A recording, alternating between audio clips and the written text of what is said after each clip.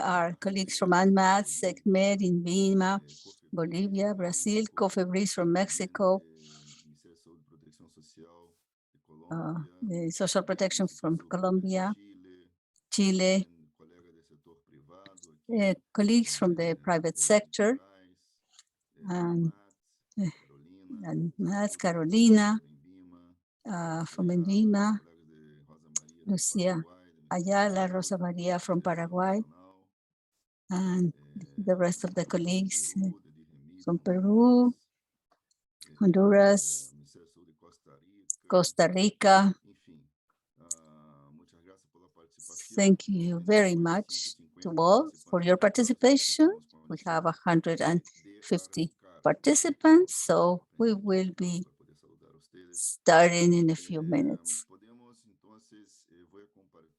I will be sharing. My computer is giving me a little bit of problem this morning. Let me see if I can share this information with you here on the screen.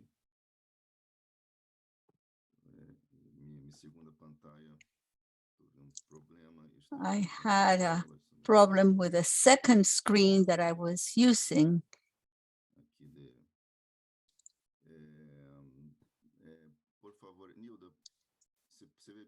Nilda, can you tell me if you see this okay?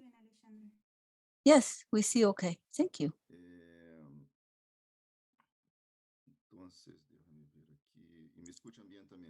Can you hear me well? Yes, we can hear you well. Very well. Thank you. Thank you for your work on the organization. We have today's agenda here on the screen. We will have a session on the good reliance practices in emergency use authorizations for medical devices and the NRA experiences in the region. Here is a list of our speakers for this morning. We have the experience of AMAD, SECMED, INVIMA, DMA, FDA, COFEPRIS, and we'll be introducing each speaker and presentation. I will have a brief introduction to the topic, but the most important thing is to be able to listen to the experience of the NRAs. Our topic today is the reliance for emergency use authorizations of medicines and other health technologies in a pandemic.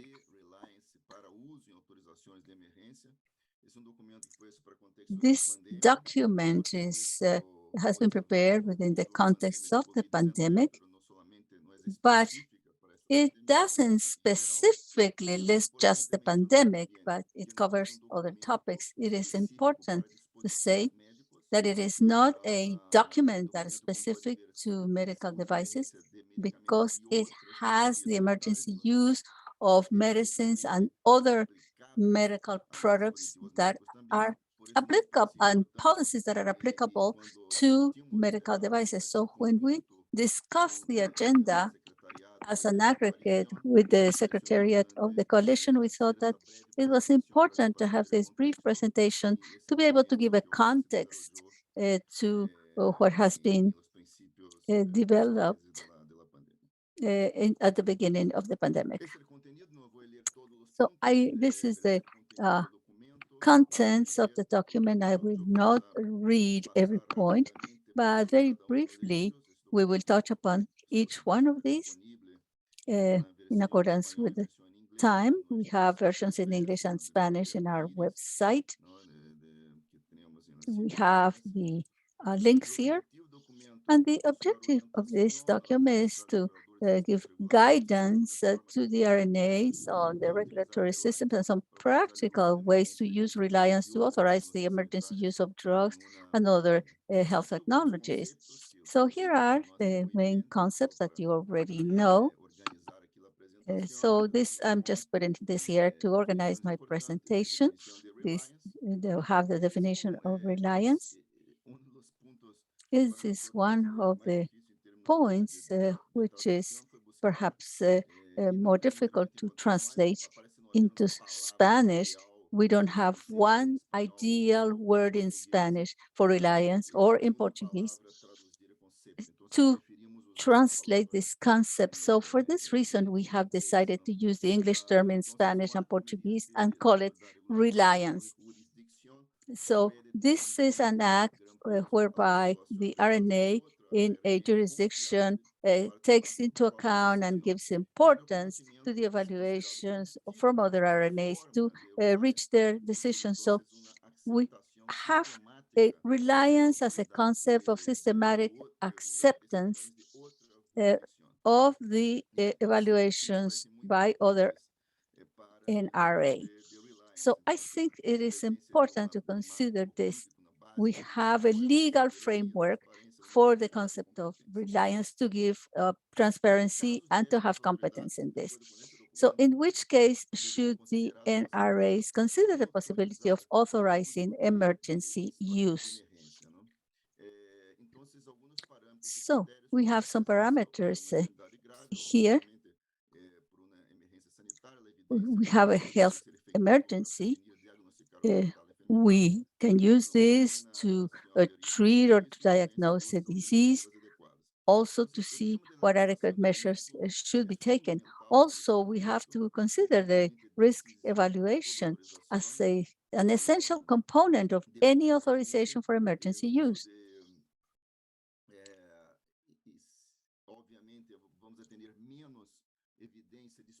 If we have a lower level of evidence as opposed to an emergency situation as opposed to a regular situation, we have to consider which situations are emergencies and which are not, depending on the circumstances. So risk evaluation is key in this point in the regulatory context. We will always have to consider this risk because we are making decisions at a fast pace. And for that reason, risk evaluation is a very strong component in our decisions. Also, we have to really consider the scientific and regulatory challenges to see if the NRA should determine if another NRA is reliable or is something that should be considered as reference to authorize emergency use under certain sanitary conditions. So we have to consider NRAs both in the region and outside the region. So we hope that there are other NRAs who are reliable and who have already authorized emergency use. In practice, we see that we have different options, or our NRAs have different options. For instance, they have a complete or a bridge analysis of the information available, and then they go to Reliance, so the recognition of what is said to approve that decision. WHO and PAHO recommend that NRAs establish reliance procedures and recognition instead of complete analysis. And of course, NRAs have to concentrate their resources on the evidence that this product has already been authorized. So how do you select a reliable or reference authorities? It is clear that each NRA should determine what it is a reliable or reference authority. And then what are the criteria to be used here? And WHO has designated a list of reliable regulatory authorities based on their documented capability, especially in the use of biomedical products, especially for in vitro diagnostic products. There are special rules by WHO. So these are some of the elements, as we mentioned here in this slide. we know that the regional reference NRAs are using this methodology based on indicators. Now we have a new version of the GBT that we're using, and we will, because of this, have new criteria to consider with the NRA contained in the list published by WHO.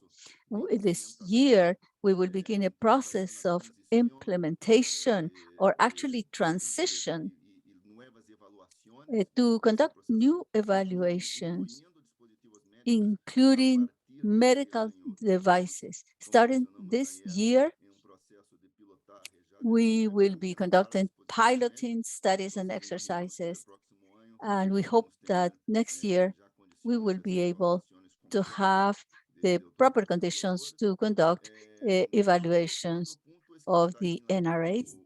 And then the last point that we have here is that even though WHO and PAHO consider that it may not be, the entity may not be an NRA, it could be a reliable authority or a reference authority in terms of reliance.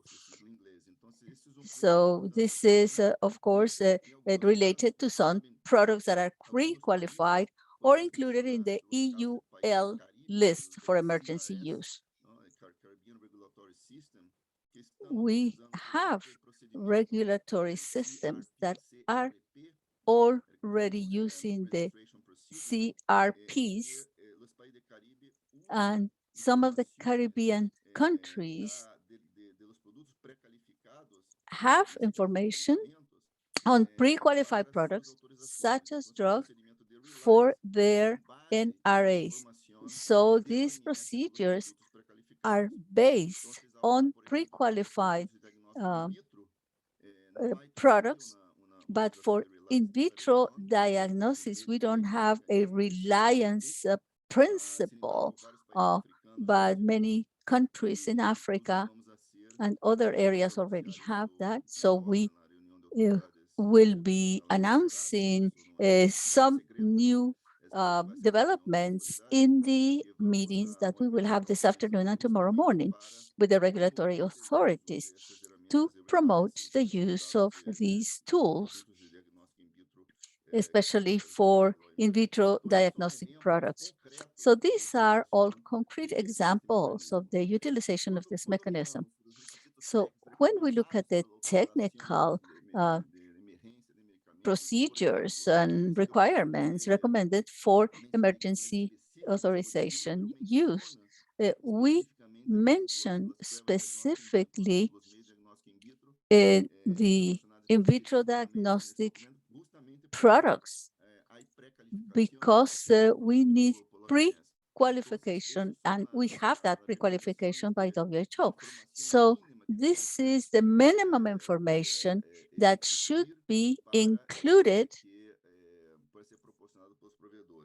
in all of our work and to work with the providers. So decision making, each NRA should have a template to document the authorization process of those products under study.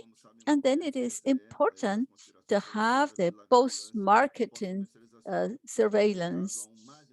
It's very important to have this for products that are subject to emergency use. And the use authorization should be updated, especially when it is under emergency circumstances. So these are the annexes to the document. And now I will close my presentation. This was a brief summary of the document to start our discussion today and to hear the experience of the countries. And this is what is most important. So the first experience that we will be hearing about is from ANMAT, which is from Argentina. And we will have two speakers. We have Mariela Garcia. She's the director of the Division of Post-Marketing. And then Marcelo Velázquez from the Vigilance and Surveillance Department of ANMAT. So Mariela and Marcelo, thank you so much for your participation. Now you have the floor. Good morning, everyone. Thank you, Alexander. Our presentation attempts to convey what our experience has been in the utilization of these products linked to this sanitary emergency, which impacted us all. We have the advantage uh, before the pandemic was determined to see how various countries started having the presence of this virus, the various steps taken by the different regulatory agencies, so that we could start conducting this analysis about the information we had regarding the disease, start working with those organizations, communicating with the various regulatory agencies in order to become prepared and adapt to the measures we should be taking with regard to the authorization of the medical products that were connected to this pandemic. First of all, we try to adapt all of the information in order to work based on our context of the pandemic as a country, in keeping with our own situation in Argentina, to begin working toward the authorization and see how we could possibly help the authorities, the government authorities, on the topic of medical products. The first thing we tried to establish were three main objectives that we established as a regulatory agency. These were, first of all, to avoid lack of supply of such medical products that were to be used in order to avoid the dissemination of the virus. Secondly, to try to attain an equitable distribution of such products so that they would be within the reach of all of the sanitary authorities, both public and private in Argentina. And as a regulatory agency, thirdly, not to lose our main objective, which is that of guaranteeing that these products that were to be authorized would satisfy the three principles of safety, efficacy, and security. Thus, we took the various measures to regulate these products. First measure taken at the ministerial level, both by the Ministry of Health as well as that of Productive Development, was to determine which of these products were to be considered as being critical in order to promote and stop the pandemic. There was a joint effort where certain medical products were established, considered as being critical, such as, for example, oximeters, gloves, disposable clothing, mechanic ventilators, and so on. Other products that we deem to be critical medical products with which we would have to make our utmost effort so that they would be within the reach of the population. Based on this listing and the three objectives which I mentioned in the beginning, Ministry of Health implemented a resolution whereby it established that local companies, manufacturers of this invasive mechanical ventilators, and the companies distributing such products would not be able to commercialize their product without having a previous approval by the Ministry of Health. So they could not market their products freely unless the ministry would approve their placement in the sanitary agencies or entities.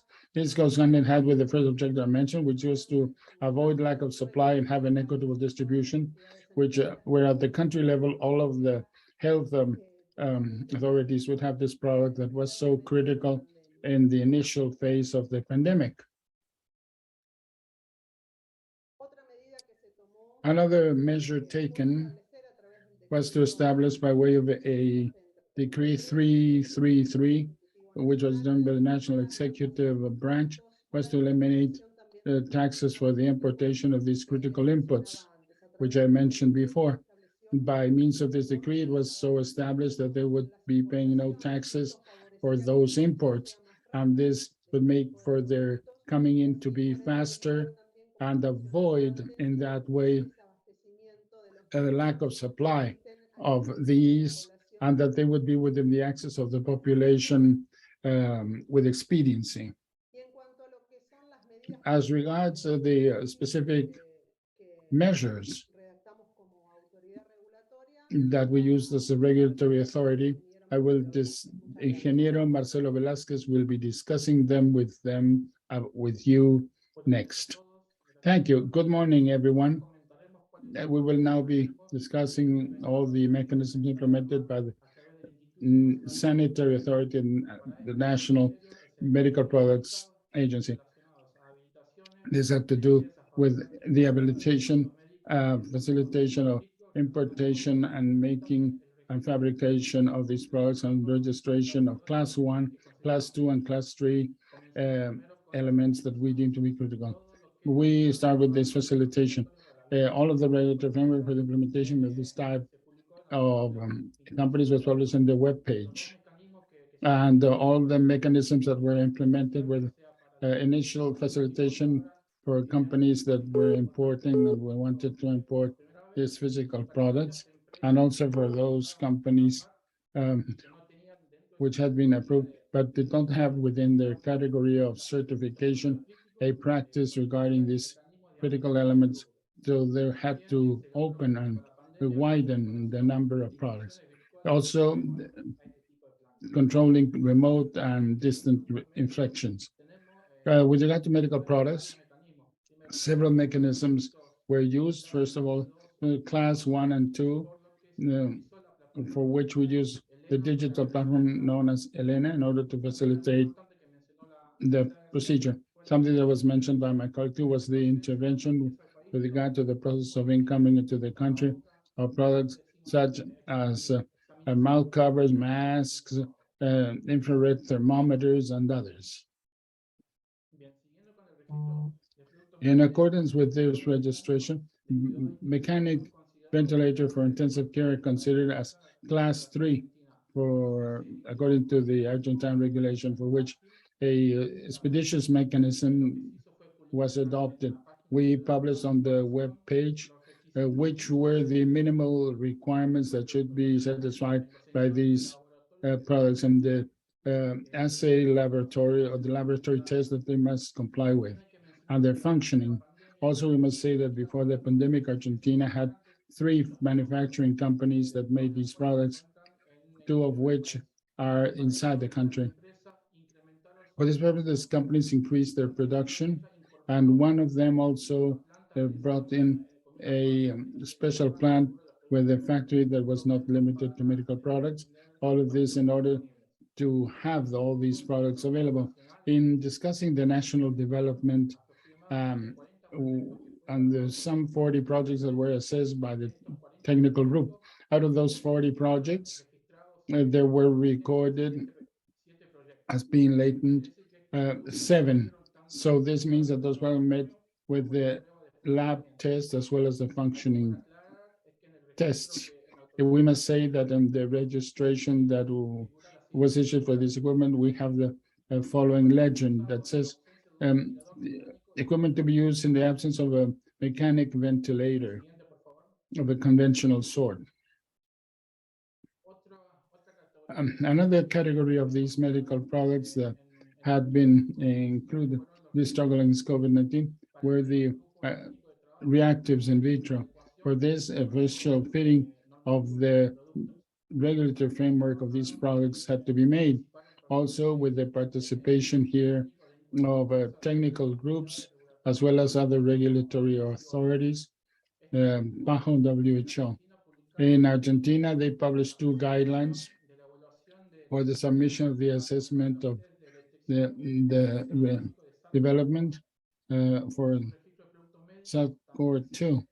They also use the Elena digital platform in the selection of these products. In mentioning the actual projects that took place on the national level, this group assessed some 25 of those projects, of which 19 obtained an authorization as an emergency situation. This deals with all products, both nationally or externally manufactured products. 95 detection of NRA, serologic 56, serologic test 56, and the other numbers you can see on the screen.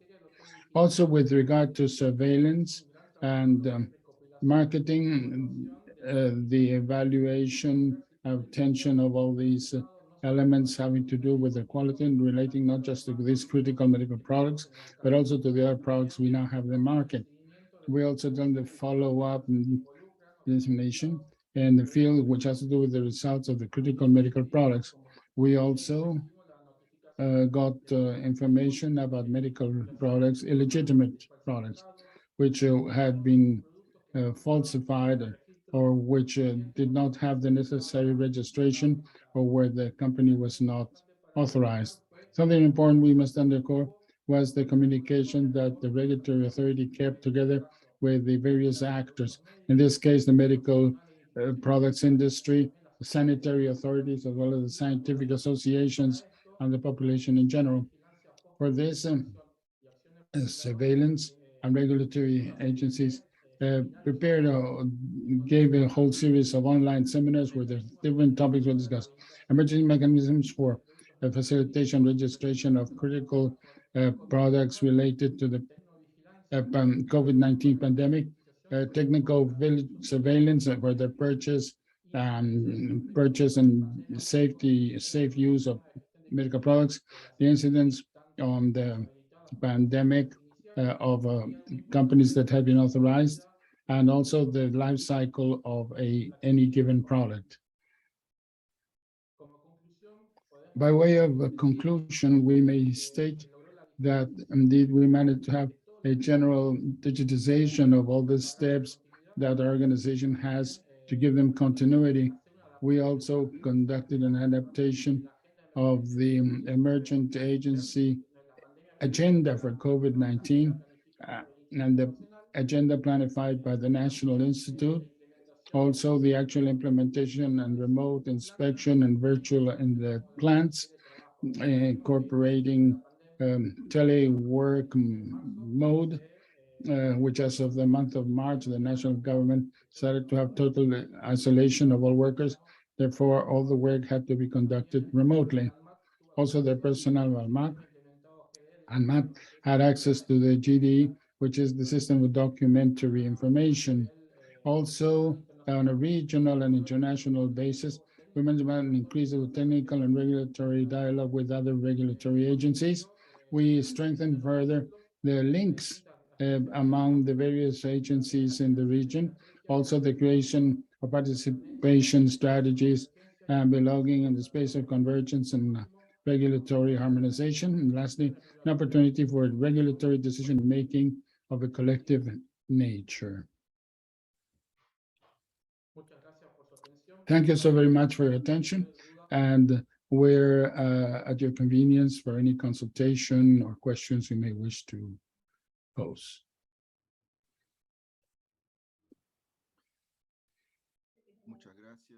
Thank you so very much. An excellent presentation, Ayala and Marcelo. And just to remind you that all the presentations will be available to you later on, as well as the recording of this session. We are planning to prepare a report of the two meetings, the open and the closed meeting, in order to share this information with all the members. So thank you once again. I just wanted to remind you to please speak slowly. I'm not saying that Marcelo and Mariela were very fast. No, I think it was fine. But just to remind you that the interpreters are always asking us for the speakers to go as slowly as possible to facilitate their job. However, this went well. Okay, we now move on to our colleagues. And I remind you that the question and answer period will be at the end for all the presentations. If you want to start placing your questions in the question and answer section, in the Q&A, you can do so as of now, and you can leave your question registered whenever you want. And at the end, we will have this Q&A session. So we will now move on to our colleagues from SECMED. I see that on the screen we also already have Mario Muniz, who's the head of the Department of Equipment of Medical Devices in SECMED, which is a collaborating center of WHO and PAHO for medical devices. So it is indeed a great pleasure to yield the floor to you, Mario Muniz. You can go ahead. Thank you, Alessandre. Good morning, everyone. And thank you so very much for this opportunity to allow me to share the experience of SECMED with regard to the topic of reliance and the emergency utilization within the stage of COVID-19. Within COVID-19 epidemic, it was shown that medical devices are paramount in the struggle against the disease, for the use from the early detection of the disease and the treatment of it and rehabilitation of patients once they have had the disease. Therefore, it's necessary to have a timely availability of them, especially in the case of critical and priority medical devices to combat the pandemic. Within the international scenario, health systems for the administration of the scarce resources available by considering the entire chain of logistics supplies. There were several modes for the production of these products, which increased and work of the regulatory authority. Many of these actors were not clear as to the actual regulations, and it became there was a tremendous diversity in the regulatory emergency mechanisms in different regions of the world. All of this became evident, was seen by national regulatory authorities as independent organizations with an independent decision-making faculty and the possibility of anti-security and the efficacy of products related to health, especially in combating COVID-19. In the case of Cuba, this is characterized by the national centralized healthcare system, different levels from the standpoint of the government. The country multidisciplinary group was established, made up by all actors in society, important representation of such actors, which together with a productive scientific poll of these products for the benefit of public health with over 20 years experience, allowed to develop protocols for national products in order to cope with the COVID-19, and physical mathematical models were devised to assess the behavior and forecast of the disease. And we were in over 70 research efforts to deal with COVID-19. SECMED, which is the regulatory authority of products for health in the Republic of Cuba, its mission is to promote and protect public health through a regulatory system capable of guaranteeing timely access to the market of product quality, security, efficacy, and truthful information. The SEMEC, as a regulatory reference authority in the region, meets a whole series of requirements that favor the process of reliance, such as the transparency of the regulatory procedures, the mechanisms of regional confidence or reliance, the agreement of mutual recognition agreements with other authorities, of course, the working, as Alexander told us in his presentation, 2014-2018, 4 years by the Collaborating Center for Regulation of Health Technologies, PAHO WHO, since 2008 to 2022, we have had this together with the Northern Spanish Health Agency, and also was certified by PAHO as a reference authority.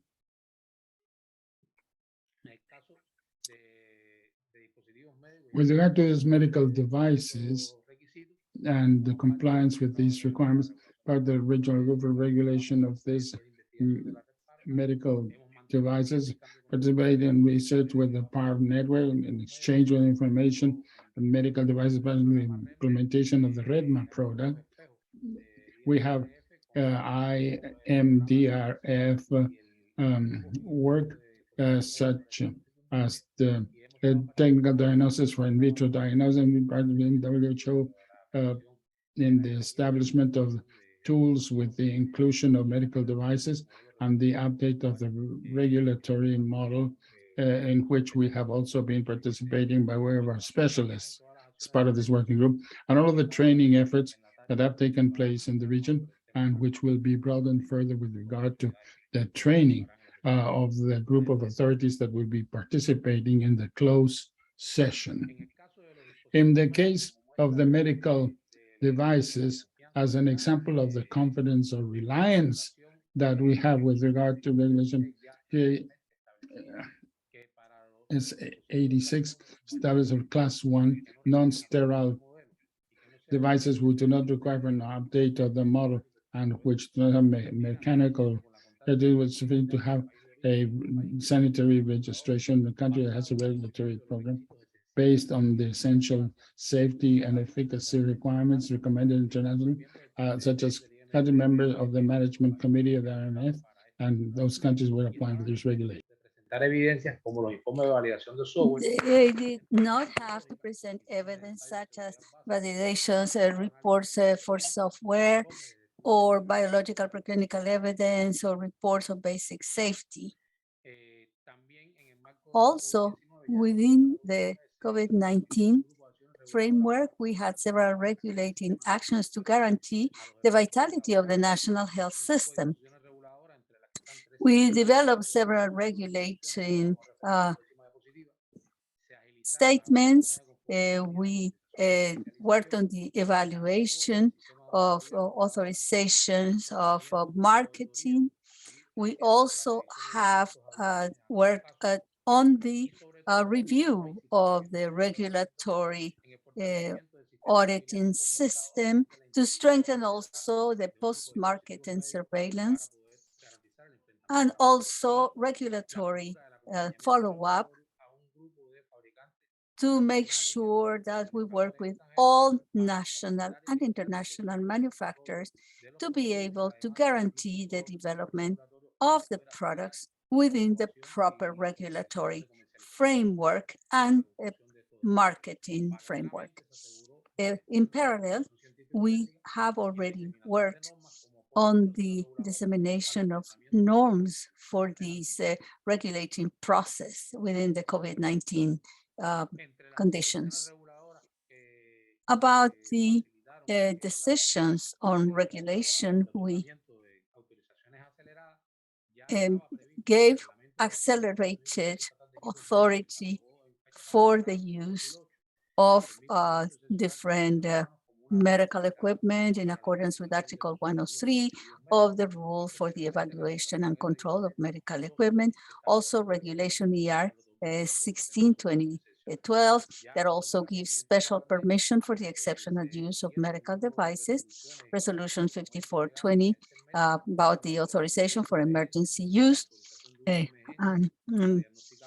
Also for the diagnostic devices, we have provided emergency use authorization. We have also established requirements for the lung ventilators, and especially for the manufacturers of germicidal UVC light mobile units. We have already approved Resolution 2220 to change several requirements for the rules of evaluation and state control of medical equipment during COVID-19. And we also have updated the regulatory list of standards in the editions of 2020 and 2021. It has specific standards listed. And then, of course, this allowed us to have to issue several emergency use authorization and exceptional use permits.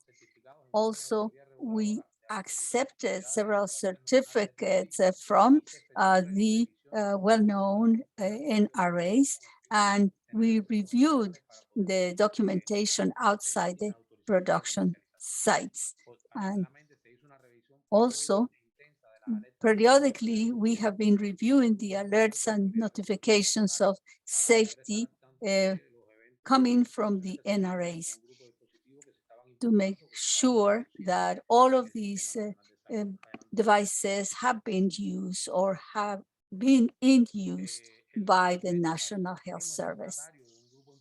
Also, we have been signatories of important agreements, conventions, memorandum of understanding, intention letters with the national and international organizations, and also with an important group of regulatory authorities to facilitate exchanges and to build reliance.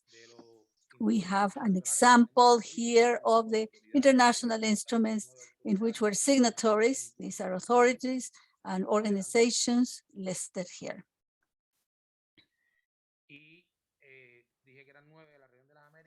And then in the region of the Americas, we have 23 devices registered from 5 countries of origin.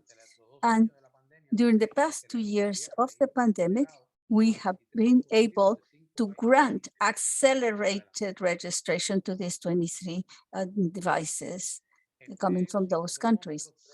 5 thermometers, 3 equipments for ventilations and accessories for ventilation, monitor and life support, 3 for disinfectants in hospitals, 7 for sterilization and disinfection equipment, 14 for diagnostic devices, and 80 for oxygen concentrators. And in parallel, we have been working in the development of 4 projects in which we have been able to issue 2 registration, and others are under development.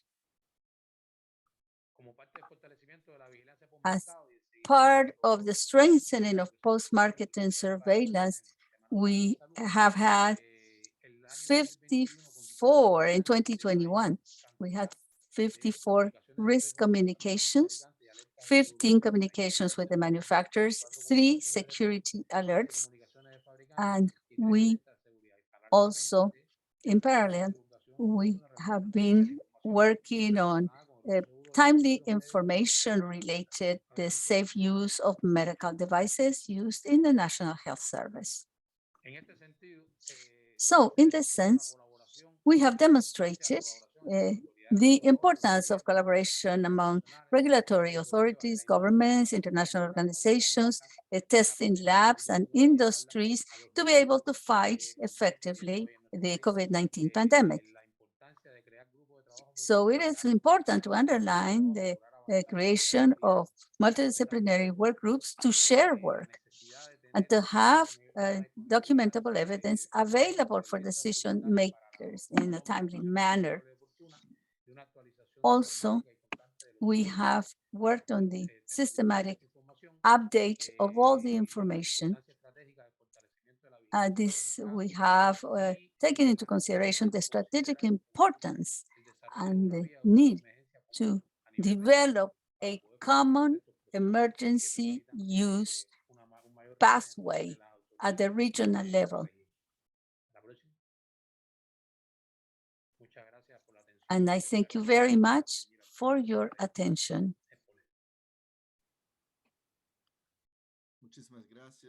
Thank you so much, Mario, for your excellent presentation.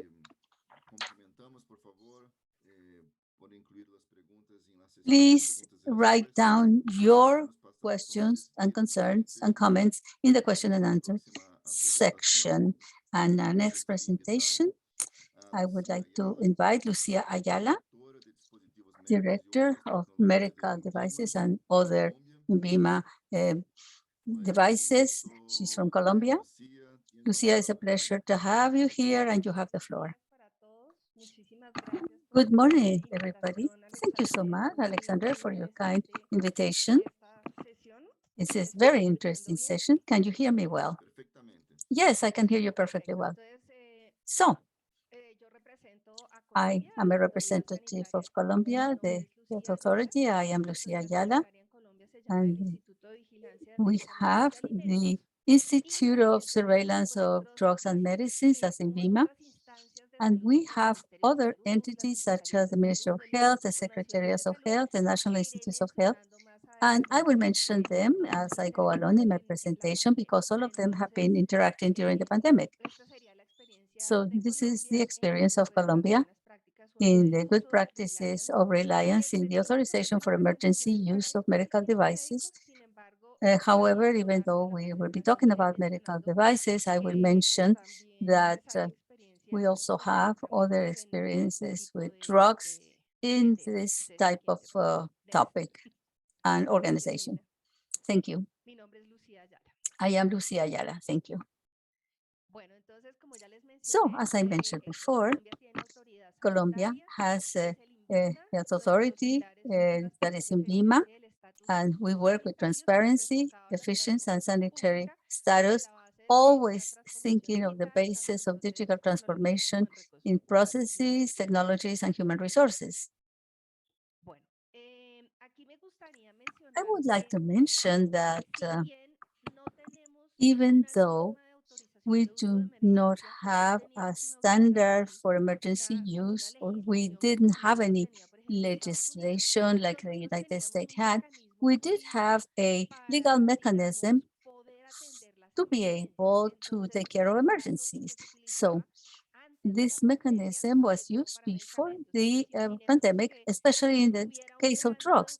If you had an important manufacturer of anesthetic products that covered 80% of the market, and if that manufacturer, because of a fire, could not produce all the drugs, so we had to open a door to other non-available manufacturers. So we declare that a product was viable for health, but it was not available because the main manufacturer could not produce it. So basically, we had this declaration of non-available products in times of emergency, national disasters, etc. So, but we had never declared what were the medical devices or the vital diagnostic reactives that were not available. So for this reason, we decided in Colombia, through a decree, we declare an emergency, health emergency because of COVID-19, but in BIMA and the Directorate for Medical Devices began to evaluate the problems of the pandemic. And so in February of that year, we had a meeting with the surgical personnel, the nursing personnel, medical staff, to see what would the risk be, what would the possibilities for risk would be. So of course, then we talked about ventilators, we talked about masks, we talked about 100 products. And then it is important to mention that we had an exchange of information with other health authorities at the beginning of the emergency. So we had a list, and this list was reviewed with the other lists that were available, and to see how we could declare that these were vital products that were unavailable. And then also we mentioned the review committee, and we created that committee with delegates from the Ministry of Health. And we have nursing personnel, we have bacteriologists, delegates from the universities, biomedical engineering specialists, dentists. It's really is a review committee that covers many health disciplines. So we started all of these problems in stages. First of all, we said we had to consider that face masks were vital. Then we went through other products, and finally, during the pandemic, we had 175 products and medical devices that were essential. So diagnostic reagents are a specific case because these reagents were not available in some cases. So all of them need a special marketing authorization. And in Colombia, it's called Health Registry for marketing. The Health Registry for marketing for these particular products considers them an exception in cases of marketing, in cases of emergency. So this opened the door to import these products without any sanitary registry or a health registry. So during COVID, we had other diseases that were rare diseases for public health, for instance, chikungunya infection.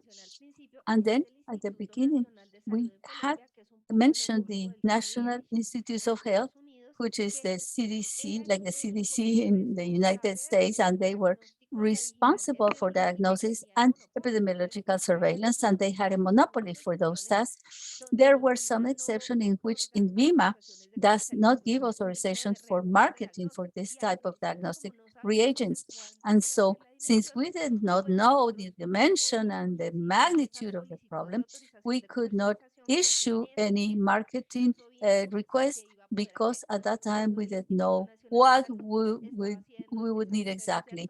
So we were just working on diagnosis and see exactly what we could get in matters of donation or importation and so forth for special cases. However, I would like to mention that Colombia also has experience in the reliance related to the decisions of other regulatory authorities, especially when it comes to medical devices.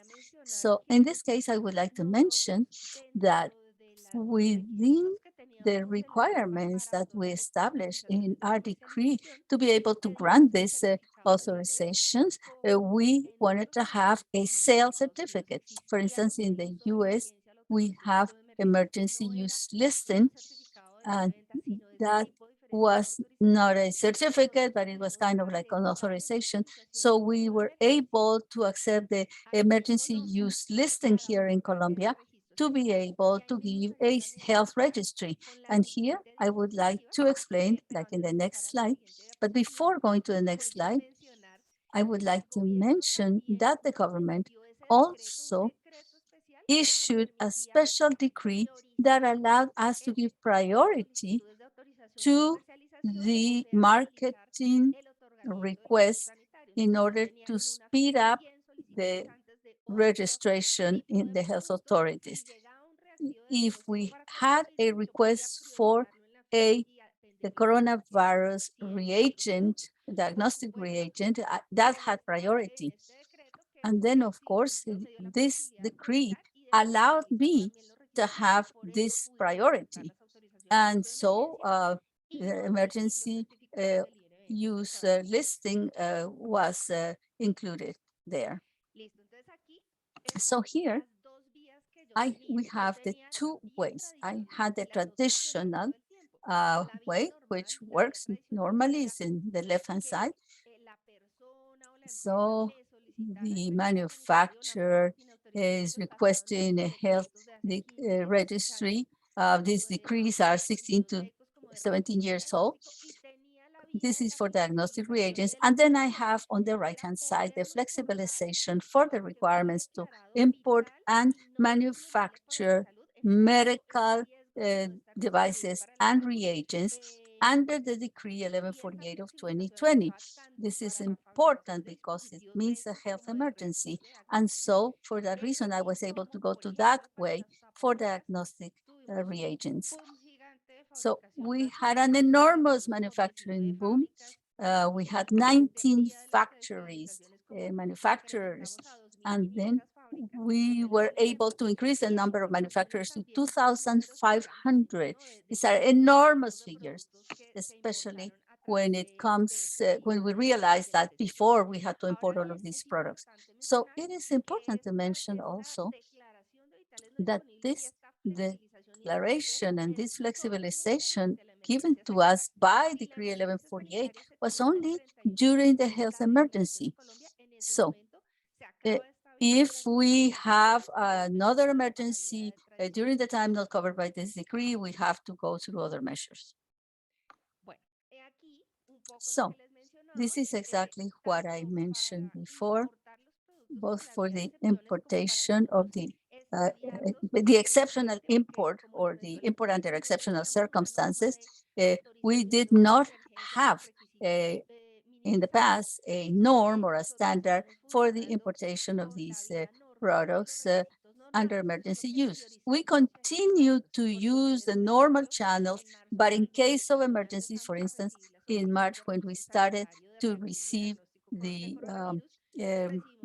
request for the coronavirus reagents, on a Wednesday, we received this request, and by Friday, we had already been able to study the document and to fulfill all the requirements. And we just changed this to the emergency use. And then in the case of other diagnostic reagents, we have a specific situation, and that's because those in category 3, such as those reagents for COVID, if we did not have this coming from a reference a country like China or India, we would go to the special review committee that would study all the requirements, and then this could take perhaps 1 or 2 more months. So what we accepted for such countries that were not reference countries was that the notifying organization should grant a certificate, and we would be allowing them to follow that step. So this is the number of authorizations. We wanted to show it to you because in 2020, we had 16,774 products or procedures for products that had nothing to do with COVID, and 788 products that did have to do with the COVID. What do I mean to say by showing you this? That this 788 products of all that were declared as vital and non-available had prioritization and were expedited, and these are almost 1,000 products. However, we went on with our normal work. We had a whole avalanche of new challenges and problems because of COVID in the national manufacturing, the need for ventilators, clinical studies, and so on and so forth. We went on working normally. And if you see from one year to the next, we had an increase in our productivity because by the next year, as you can see, we conducted some 20,000 of these procedures, which decreased the number of the priority, and there were only 234 of them. Let me say that the only one that we have withdrawn from the vital non-available category, as well as the category of exceptions, is the masks. So this is why we had an import boom and a manufacturing boom, and they were no longer at risk of not being available for the population. So what are the achievements of the Reliance? We were able to take care of the sanitary registration in due course, those having to do with the diagnosis of COVID especially. We have given many of these, almost 200 sanitary registrations for the COVID, plus all those that were important by way of exception. The pathway of exception for importation are accepted, emergency use, also the links of the sanitary authority.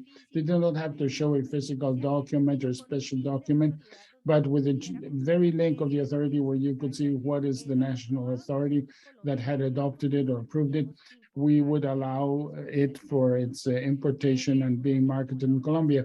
What were the achievements? There was availability of all these products. We had no reports of a lack of supply of any of the related or not related with COVID-19. And as you saw on the slide, we prioritized 688 registration sanitary registered 284 in 2021.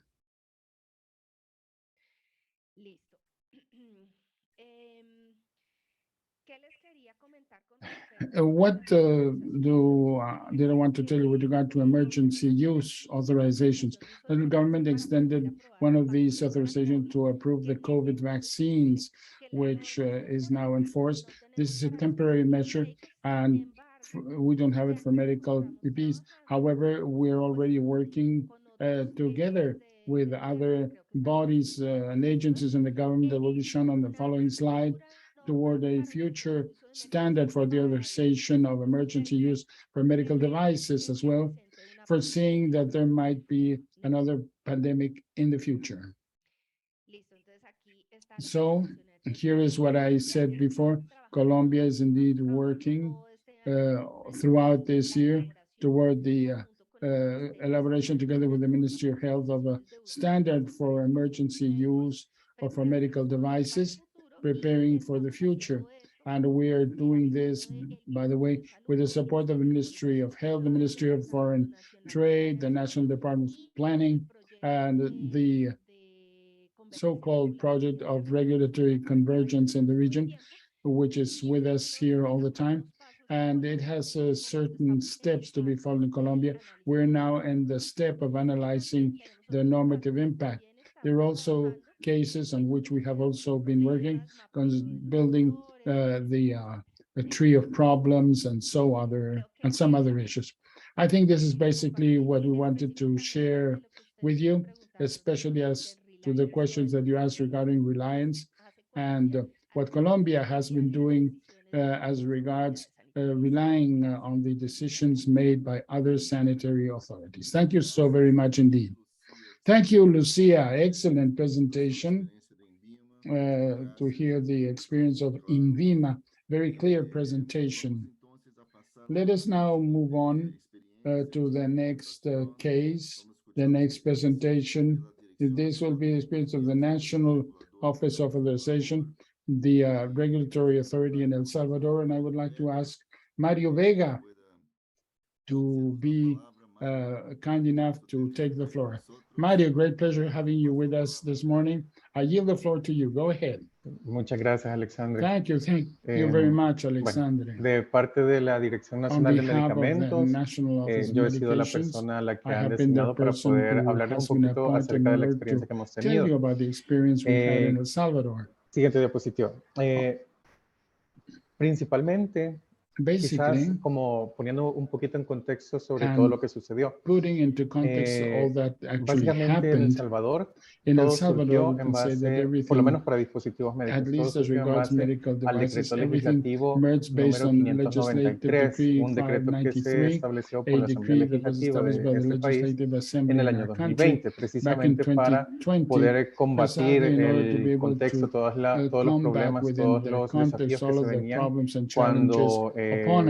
cuando entrara en sí la pandemia a nuestro país. Entonces, básicamente tenía como objetivo solventar las situaciones básicamente de salud que íbamos a enfrentar y principalmente el estrés en las reservas de suministros médicos esenciales, en lo que se incluye tanto medicamentos, dispositivos médicos y otros productos relacionados a la salud. Entonces, ahí es donde entra el trabajo de la DNM.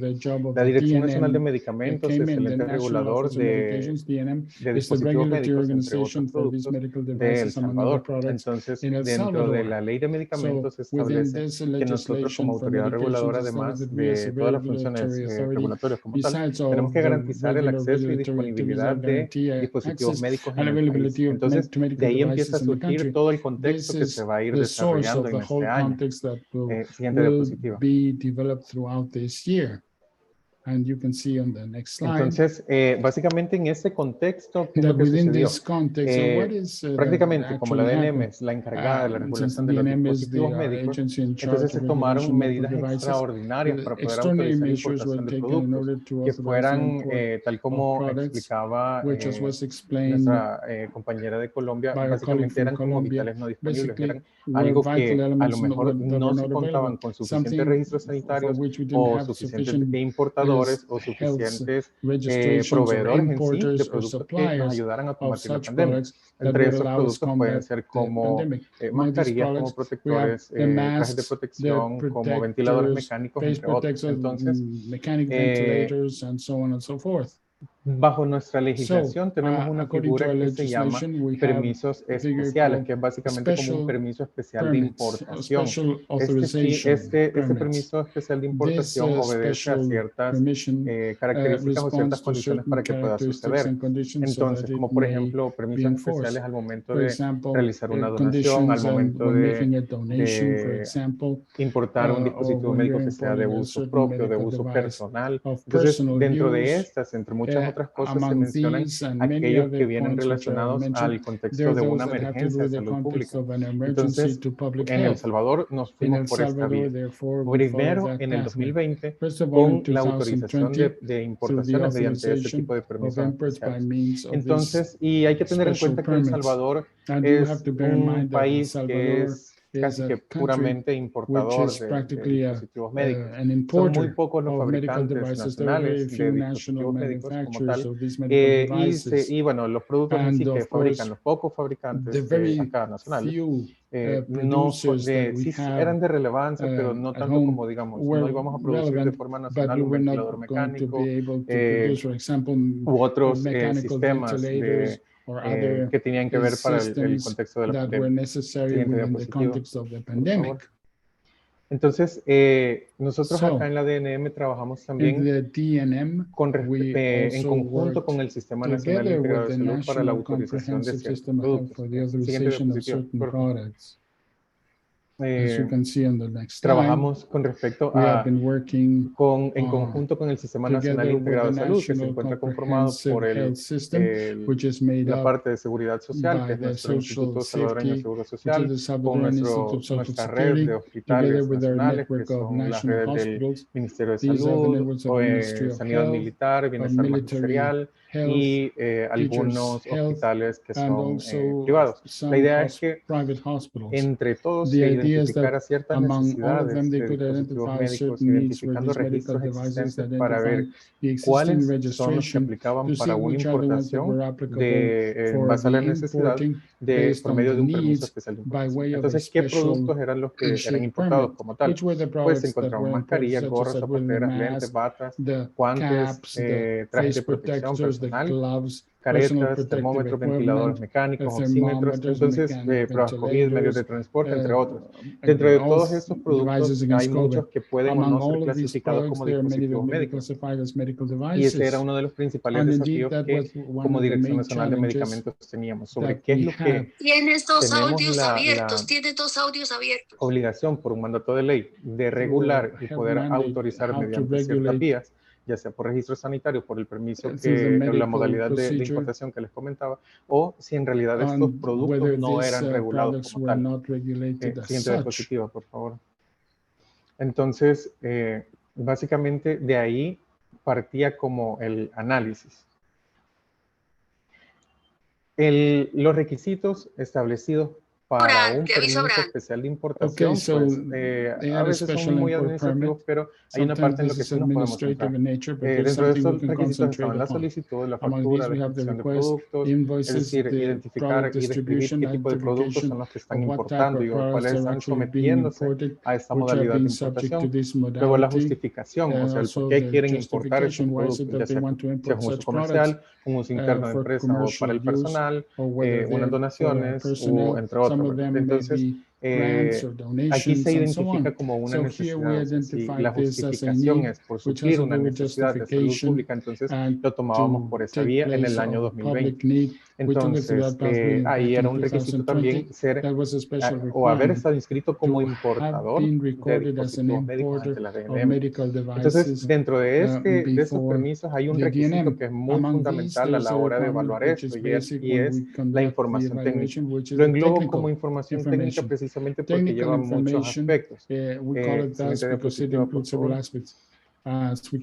Esta información técnica, pues básicamente contenía ficha técnica, o sea, algo que nos describiera el uso previsto, establecido por el fabricante para esos productos, las características técnicas, las especificaciones técnicas, el cumplimiento de algunas normativas o estándares de calidad y propiamente las garantías como tal de calidad, digamos, por ejemplo, como certificado de producto terminado, si es un producto que puede ser o no clasificado como un dispositivo médico, entonces, ¿qué normativas son las que cumplía? ¿Qué normativas son las que identificaba que tenía o que cumplía con cierto criterio para ser catalogado grado médico? Entonces, por ejemplo, muchos de los productos, por razones muy lógicas, era lo que nos venían, que eran las mascarillas de uso médico o mascarillas quirúrgicas o respiradores, protectores como respiradores.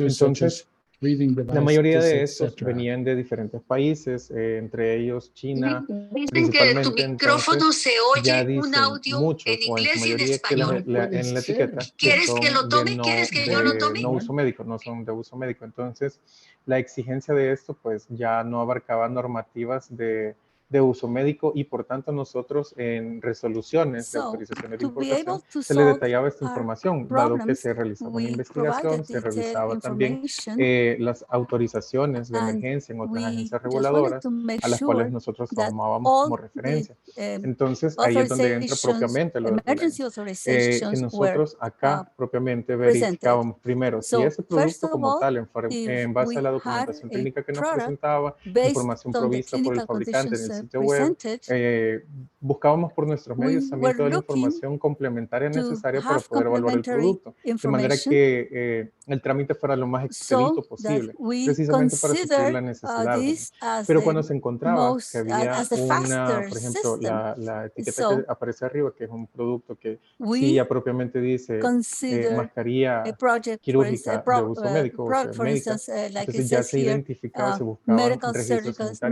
mask otras agencias that is reguladoras, se properly verificaba el cumplimiento de identified, buenas prácticas de manufactura del and then fabricante, we que se consider detallaba en all las the good etiquetas. manufacturing Por practices. ejemplo, si es de China, se buscaban registros en la If NMPA, in o se China buscaban we are looking for a los special registros de registration certificaciones en las plantas de or los fabricantes specifications, por medio del CNC, we, y no me acuerdo cómo era eso, I perdón, el don't dato, remember, says pero the hay un speaker, sitio donde se but identifican las there's a certificaciones site que se in realizan which you can en China para todos los fabricantes, see para la industria como and tal. follow Entonces sí up all the buscábamos these mediante la transactions that información técnica y cómo are está being escrito conducted en in China, el fabricante how chino, se pueden identificar ese tipo the de procesos. Luego veíamos Chinese el manufacturers número del can identify certificado, a this. nombre We de quién have fue emitido el to certificado, y have lo a buscábamos en el number ente of certificador certificate to propio de whom eso, was the certificate verificando issued, que cumplieran con ISO and then 13485 u we otras normas equivalentes, ¿no? comply with Entonces, de all esa of these manera equivalent procedíamos a norms. verificar como la So calidad de los in that productos cuando se way, trataban que eran we productos médicos. continue to Siguiente have diapositiva, por favor. all of these. Dime. Parece que há problema com o canal de inglês, que se está escuchando doble em inglês e espanhol no canal de inglês. Eu pediria, não sei, Abraham, com os intérpretes que podem tentar solucionar o problema, porque seguimos escutando doble em dois idiomas no canal em inglês. Ok? Muchas gracias. Mara, te pido desculpas. Adelante, por favor. Alexandre, ¿puedo hacer un comentario? Claro. Mario, ¿usted tiene su interpretación encendida? Si puede apagar en el canal de interpretación, si usted la tiene, si le Turn puede... off your interpretation channel. If you could return it to the original audio. There is a feedback coming from your microphone. Mario. No, ¿me Hola. escucha? Sí, no, ¿puedo continuar? Sí, You pero can go on.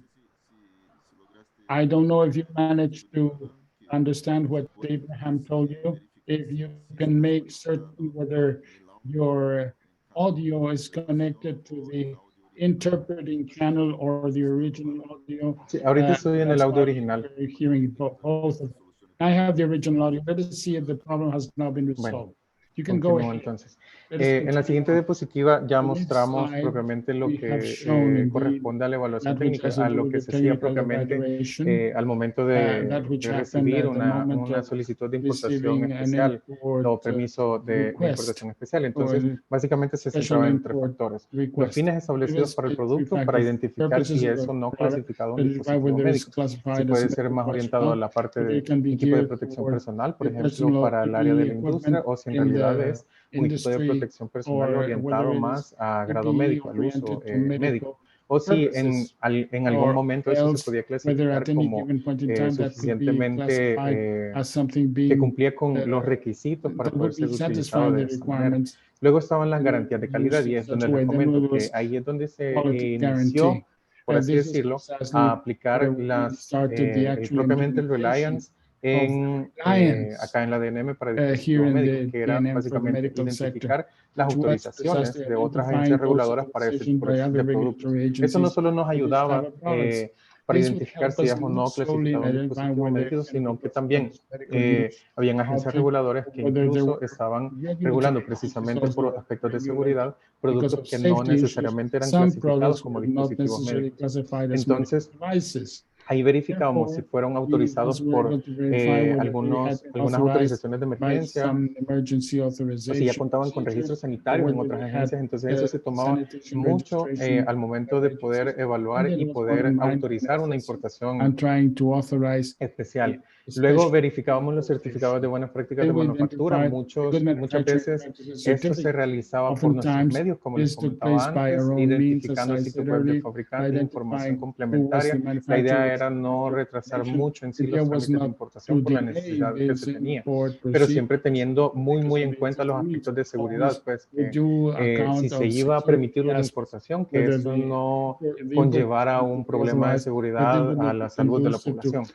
Luego también los reportes de ensayo, que era algo muy importante con respecto a qué normativas son las que cumplían o las que el fabricante dice que tienen que cumplir, y los certificados o los atestados como tal que demostraban el cumplimiento de estas normativas, garantizando criterios de calidad de seguridad y eficacia, propiamente como más orientados al desempeño del producto. Entonces, y finalmente esta evaluación técnica terminaba con la búsqueda de alerta sanitaria. Si se encontraba una alerta sanitaria reportada por las agencias reguladoras, que básicamente eso se hacía día con día, entonces, o día con día y trámite con trámite. Entonces, podíamos identificar si ese producto en realidad, a pesar de cumplir todo lo anterior, con una alerta sanitaria podría ya comprometer esa seguridad de la que ya se había trazado o garantizado. Entonces, dependiendo de eso, se podía tomar una decisión que era propia de la dirección, y orientando más, si se orienta a la parte de importación, entonces una autorización de importación sin mayor detalle, precisamente por la necesidad, entonces orientando más bien los esfuerzos un poquito más a la parte de vigilancia, que también en ese tiempo pues como que estaba tomando una gran relevancia en relación a nuestros procedimientos.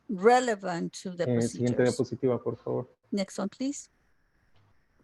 Entonces, digamos, por ejemplo, solo es un ejemplo de lo que les pongo acá, que habían algunos comunicados en ese tiempo que de parte de la FDA o de la agencia de Canadá, en donde decían que tenían un listado de productos aprobados por autorización de emergencia. Entonces, ese tipo de comunicados, posturas, registros sanitarios, todo lo que estuviera disponible en las páginas en las páginas web de agencias de alta vigilancia, pues para nosotros era muy útil con respecto a las autorizaciones que nosotros realizábamos. Siguiente diapositiva, por favor.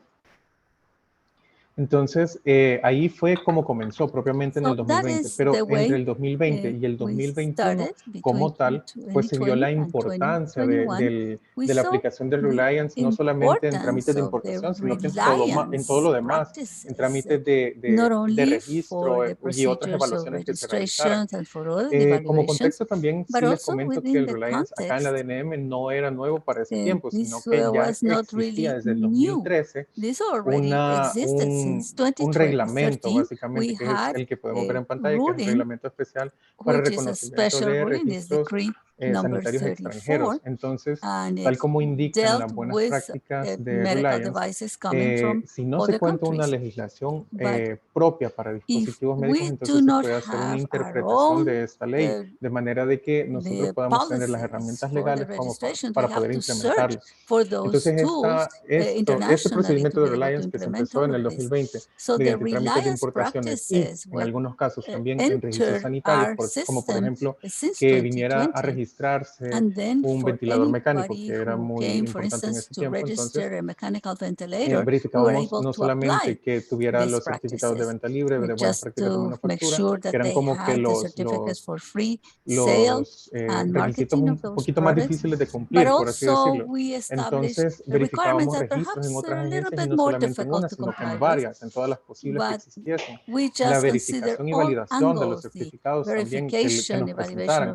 Entonces, todas toda esa información nosotros nos permitía no solo priorizar los trámites de registro sanitario que eran para los dispositivos de relevancia en ese contexto, sino también para agilizarlos. De manera de que, tal como en el caso de Colombia, si nosotros teníamos un producto que por un certificado de venta libre o por un certificado de buenas prácticas de manufactura se fuera de tener 2, 3 o incluso hasta 6 meses por el tema de apostillas y todo lo que nos implica por nuestro carácter, por la ley de medicamentos, que es lo que rige acá en el país la regulación de dispositivos médicos, entonces que lo pudiéramos hacer de esa manera con algunos compromisos adquiridos de parte del ente del sector regulado, entonces que se comprometan a presentar esa documentación y que estarían sujetos a procedimientos de vigilancia. Entonces, fortaleciendo de esa manera, desde el 2020 se empezaron a hacer priorización y agilización de trámites, hasta que en el 2021 se adoptó propiamente como la postura, o sea, se hizo el análisis y la interpretación de la regulación vigente, que para ese entonces estaba solamente aplicada para medicamentos, entonces se adoptó para dispositivos médicos, obteniendo una postura de que no solamente el reconocimiento, porque acá solo se menciona el reconocimiento, pero no solo el reconocimiento, sino más bien el Reliance fuera aplicado para los dispositivos médicos, de tal forma de que desde el 2021 que se realizó esa postura, nosotros acá en la unidad de registro de dispositivos médicos hemos optado por tomar algunas consideraciones y que es lo que hemos venido haciendo desde hace tiempo, que es la identificación de registros sanitarios en otras agencias reguladoras de alta vigilancia, la validación de certificados, la búsqueda de otra información complementaria que se pueda encontrar en Internet para no solamente fortalecer el proceso de la inscripción y de la autorización de comercialización, sino más bien también para que fortalecer nuestros procedimientos de vigilancia sanitaria en todo el ciclo de regulación, que lo que incluye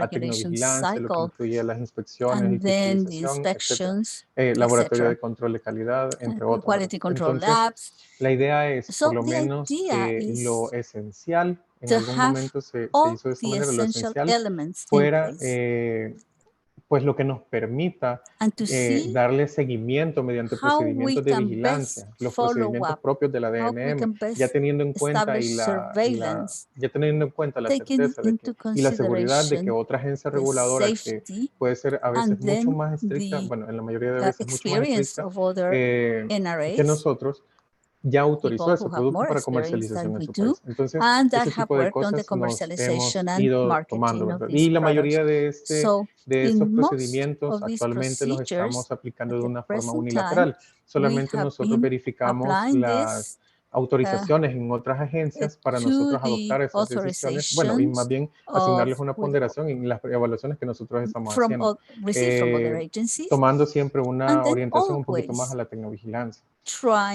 Luego, finalmente, quizás también es importante mencionar que como fruto de estos procedimientos de Reliance que hemos aplicado, que surgieron a partir del 2020 en el contexto de la pandemia, y que a la fecha de hoy se siguen manteniendo algunos con respecto a los trámites de registro y otros trámites dentro de la DNM, es que, por ejemplo, la agilización de los trámites en sí para garantizar una disponibilidad de los productos se ha mejorado en una gran manera. Es decir, nosotros actualmente estamos contando, según nuestros datos más recientes, con unos tiempos de respuesta a los trámites, por lo menos a la primera respuesta de parte de la DNM ante un trámite de registro o las modificaciones posteriores que correspondan en un tiempo aproximado de 10 días. Eso sería un promedio, ¿verdad? Puede ser mediante casos muy particulares que se extienda un poquito más, realizando otras consultas a otras agencias reguladoras o verificando la documentación y realizando o conformando algunos comités, tal vez no muy formales, así como INVIMA, que tienen como tal una comisión, sino que nos reunimos entre diferentes unidades conformando comités multidisciplinarios para poder analizar ciertos casos. Entonces, cuando son esas situaciones, se tarda un poquito más, pero en promedio nos estamos tardando aproximadamente 10 días para poder responder con respecto a un trámite. Aparte, con la adopción de la Ley de Procedimientos Administrativos, nosotros estamos obligados a mejorar estos tiempos de respuesta. Entonces, el Reliance ha sido una gran herramienta para poder cumplir con esto que se nos está exigiendo de acuerdo a la legislación nacional vigente. that we have used to improve the Por mi systems. parte, si no me equivoco, sí, esa es la última I diapositiva. believe this is my last Muchas slide, gracias por su and atención. thank you so much for your La attention. presentación era bastante breve, pero creo que I logré was hoping abordar como to lo have a brief principal sobre la presentation. experiencia de nuestro país que I just wanted actualmente se to está relay desarrollando en the ese tema del experience Reliance. of my Muchas country gracias. that is being developed at the present time. Thank you so much.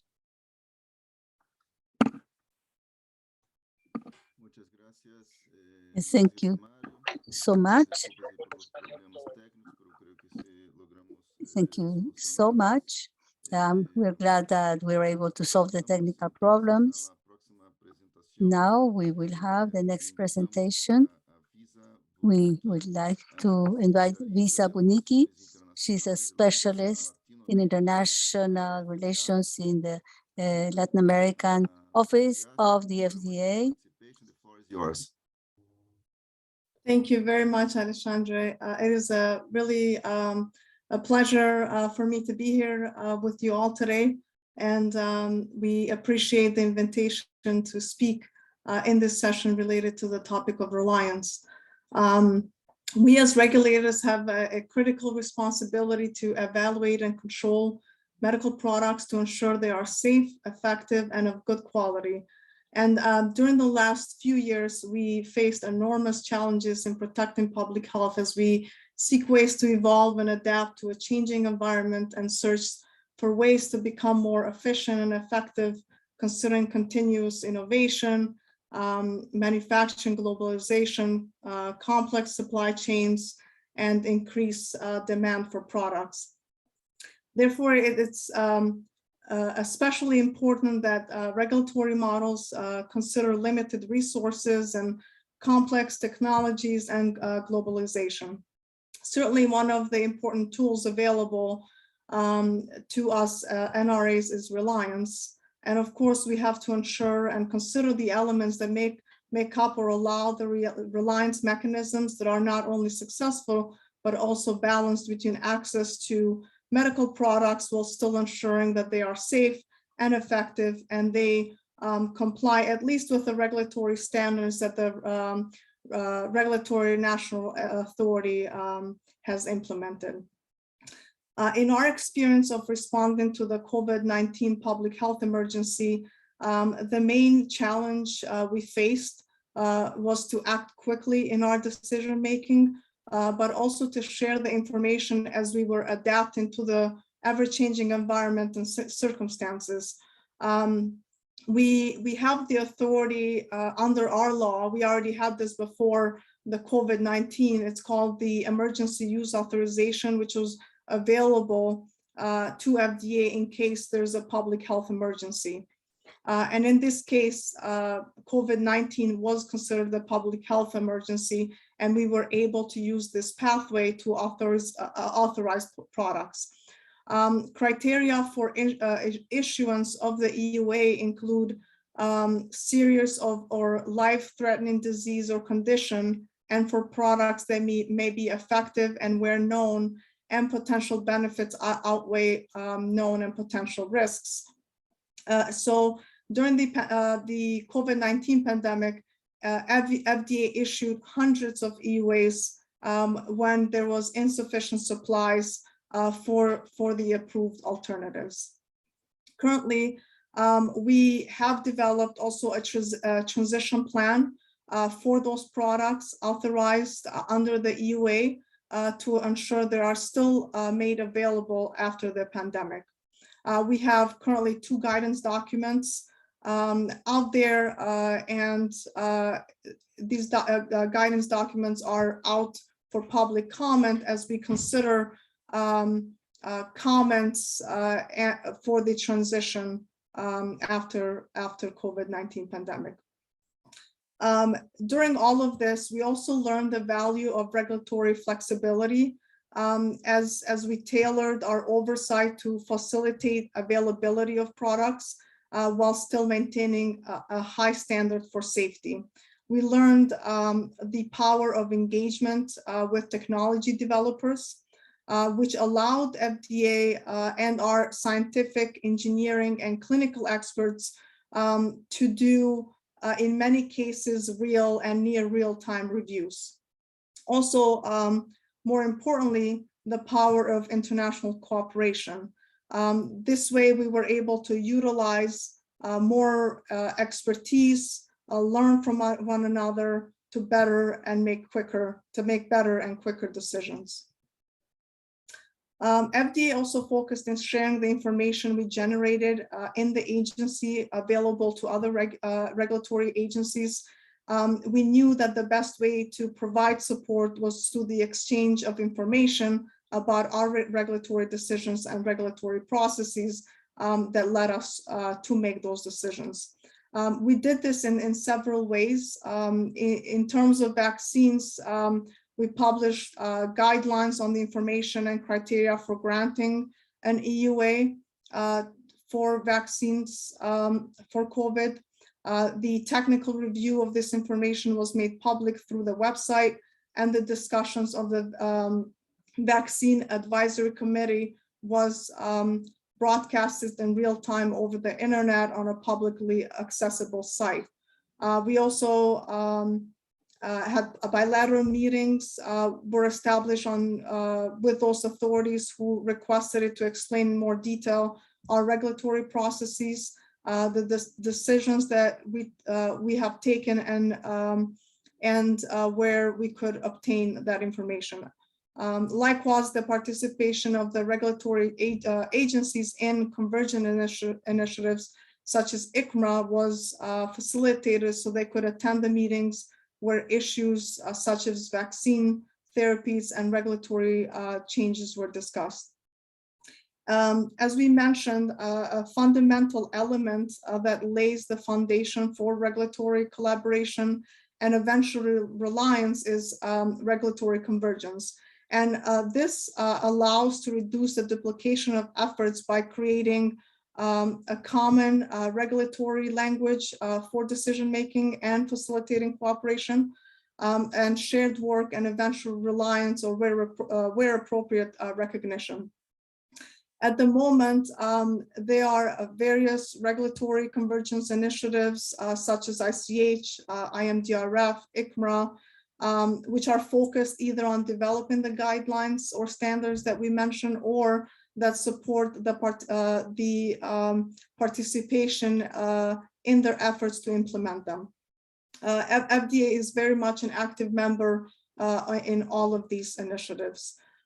It is important to know that all the effort and resources invested in the development of guidelines and standards is lost if countries do not adopt or implement them in a consistent manner and for the purposes that they are created. Regarding reliance, we can comment on the case of MDSAP. This, even outside of the pandemic, this is the unique audit program of medical devices in which, broadly speaking, the information of audits carried out by auditing organizations certified by participating regulatory agencies is used to make decisions on compliance with good manufacturing practices for these establishments. And to reach this point of reliance is a very simplified way to process included that the participants are NAs first agreed on the international standard in which to base the program, in this case, ISO 13485. And this allowed FDA to make better use of resources and focus them on a higher risk manufacturers, while still ensuring oversight over manufacturers that participate in this program. In addition, we provided a lot of outreach opportunities to provide FDA's experience, explain our processes to enhance knowledge about how our decisions are made. Just for one example, this last year, our Latin America office, through the coalition, through the collaboration with the coalition and MDRC, developed a series of 10 or 12 webinars where we had a great participation and collaborated with other regulatory agencies such as Brazil, Argentina, Mexico, Colombia, and Ecuador where we shared information and learned from one another in various topics related to medical devices, which helped us understand our regulatory framework and determine where we could align.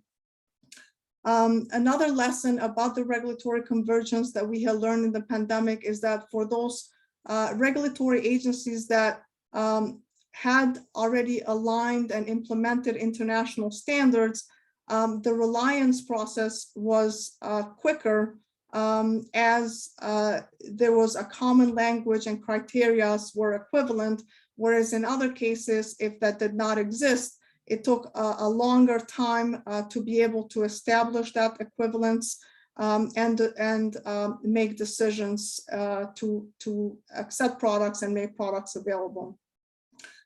From our experience, we have seen reference to standards introduces efficiencies into the pre-market review process and reduces burdens on device companies by harmonizing expectations across international jurisdictions. FDA plays an active role in encouraging the development of national and international standards development and the appropriate use of consensus standards in the design, development, and evaluation of medical devices across their lifespans. We spend a lot of resources and a lot of times staff in FDA, apart from their primary duties, doing reviews or other duties, they participate in standards development. In fact, more than 400 of staff in our Center for Devices and Radiological Health participate in over 600 national and international standards committees across 29 standards development organizations. So this shows how much we value standards and the work that we put in developing those standards. It is in this sense that regulatory convergence helps us build confidence in regulatory systems, since it is not only the adoption of the standard or a technical guide, but it's correct interpretation and implementation that and it's one of the challenges that as regulators we face when developing these initiatives. Regulatory convergence allows us to understand other regulatory systems and also helps us facilitate that dialogue. We look forward to continuing this work and the efforts towards regulatory convergence to advance our public health goals.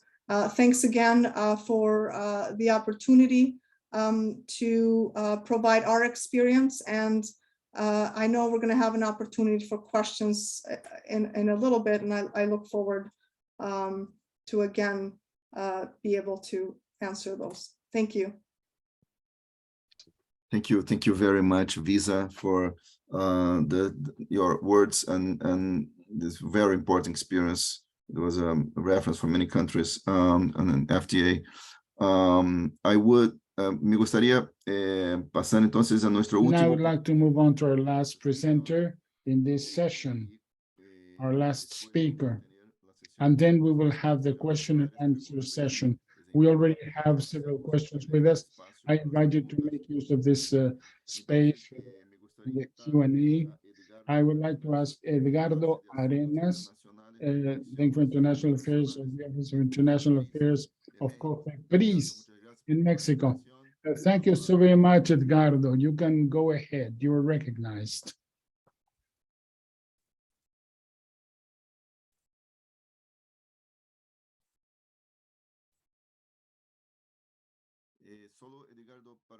Edgardo, so that we may not have a problem of the double channel, I would ask you if you could please, if you already have it set up, could you please use the original audio channel on your device? Thank you so very much.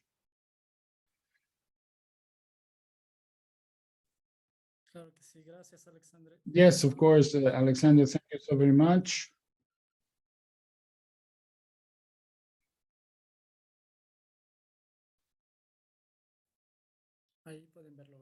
You can watch it now on the screen, right? You can see it? Yes, yes, we can see it very clearly.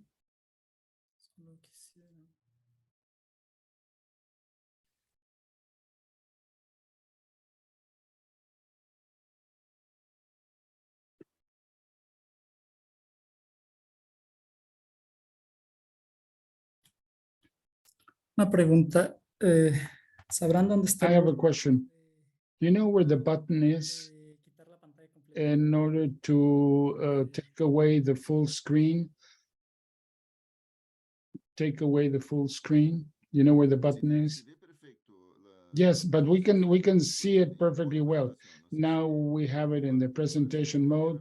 I don't know if you are looking at it differently, but for us, it is just fine. Thank you.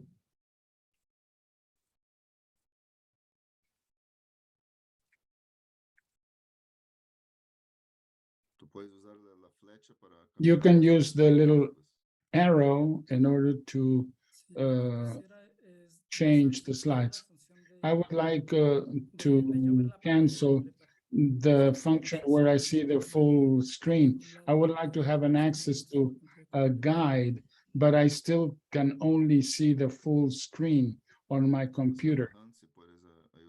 Abraham, can you help him? Or if you can help me by showing the slides from where you are. Nilda, do you have the slides so that you could go ahead and show them? I did get the slide. I didn't get them, but if you want to share them with me now, that would be fine. And I will very gladly share them with our audience.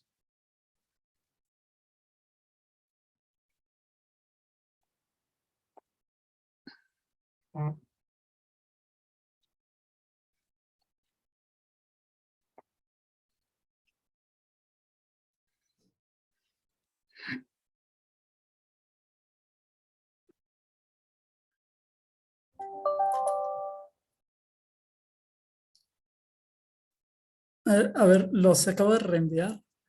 Okay, I have tried again. Let's see if it works now.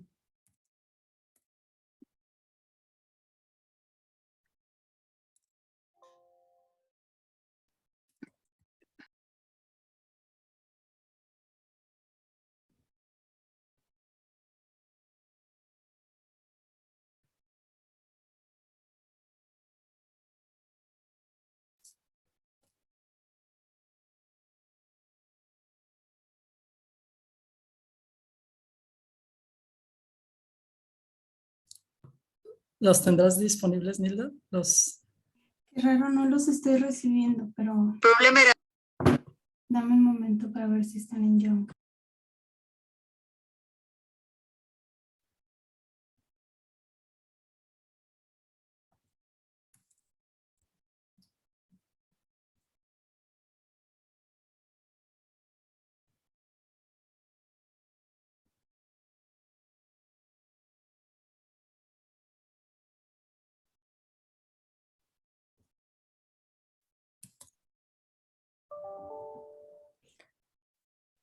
Edgardo, buenas tardes. En caso que te sea Good factible. afternoon, Edgardo. If possible, if you could send it to me, I could also be sharing them with you from now. I think this is underway, but sometimes it just takes a few seconds to arrive, maybe a couple minutes. Thank you, Anna, for offering to do this. Since we're closer, maybe it's going to be easier. From Mexico City to Washington, it's a greater distance. Yeah, Nilda is also in Mexico. Yes, that's true. My apologies. She's also in Mexico.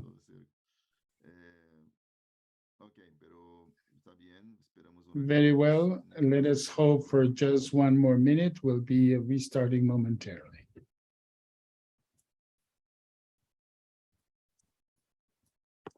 Mientras tanto, esperamos. In the meanwhile, I would like to let you know that we have 257 participants, 257, very impressive number, since many of you are meeting at the regulatory authorities such as SECMED and others, where there are several people in one room together.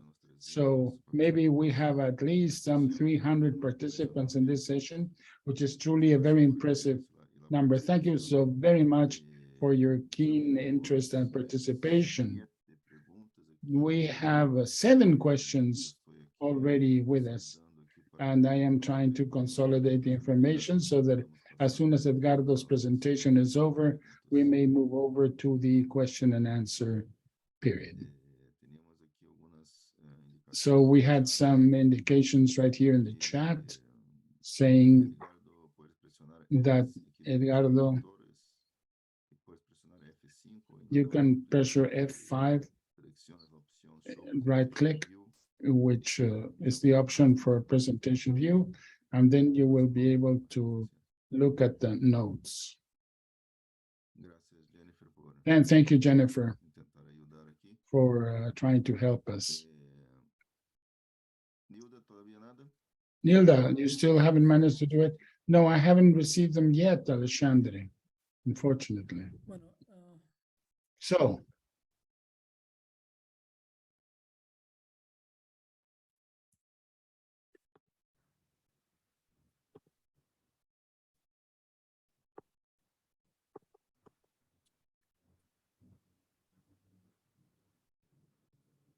que entiendo que creo que ahora tengo muchas ventanas abiertas. I believe that now I have too many windows open before me.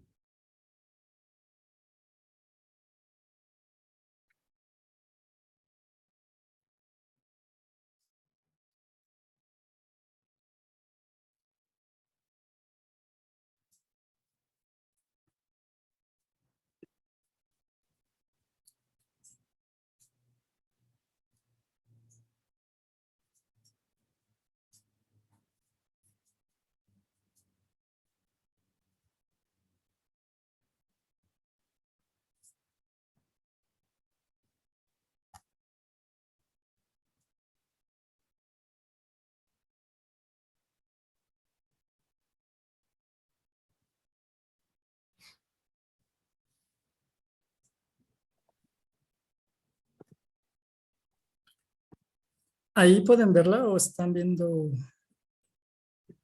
Can you see it now? Yes. It moved to presentation mode, but if this makes it easier for you, we can proceed. Whatever is simpler, because we have to continue on. You'd rather have it the other mode. Now it looks perfectly well. We see it well. Perhaps for you it is not so. You don't have access to your notes, and I think that is the problem. Is that true? In the other way, with the other mode, if that facilitates things where it is a little bit smaller, but we can still see it. I much rather continue on like that, because otherwise we're going to be short of time. So go ahead, continue on.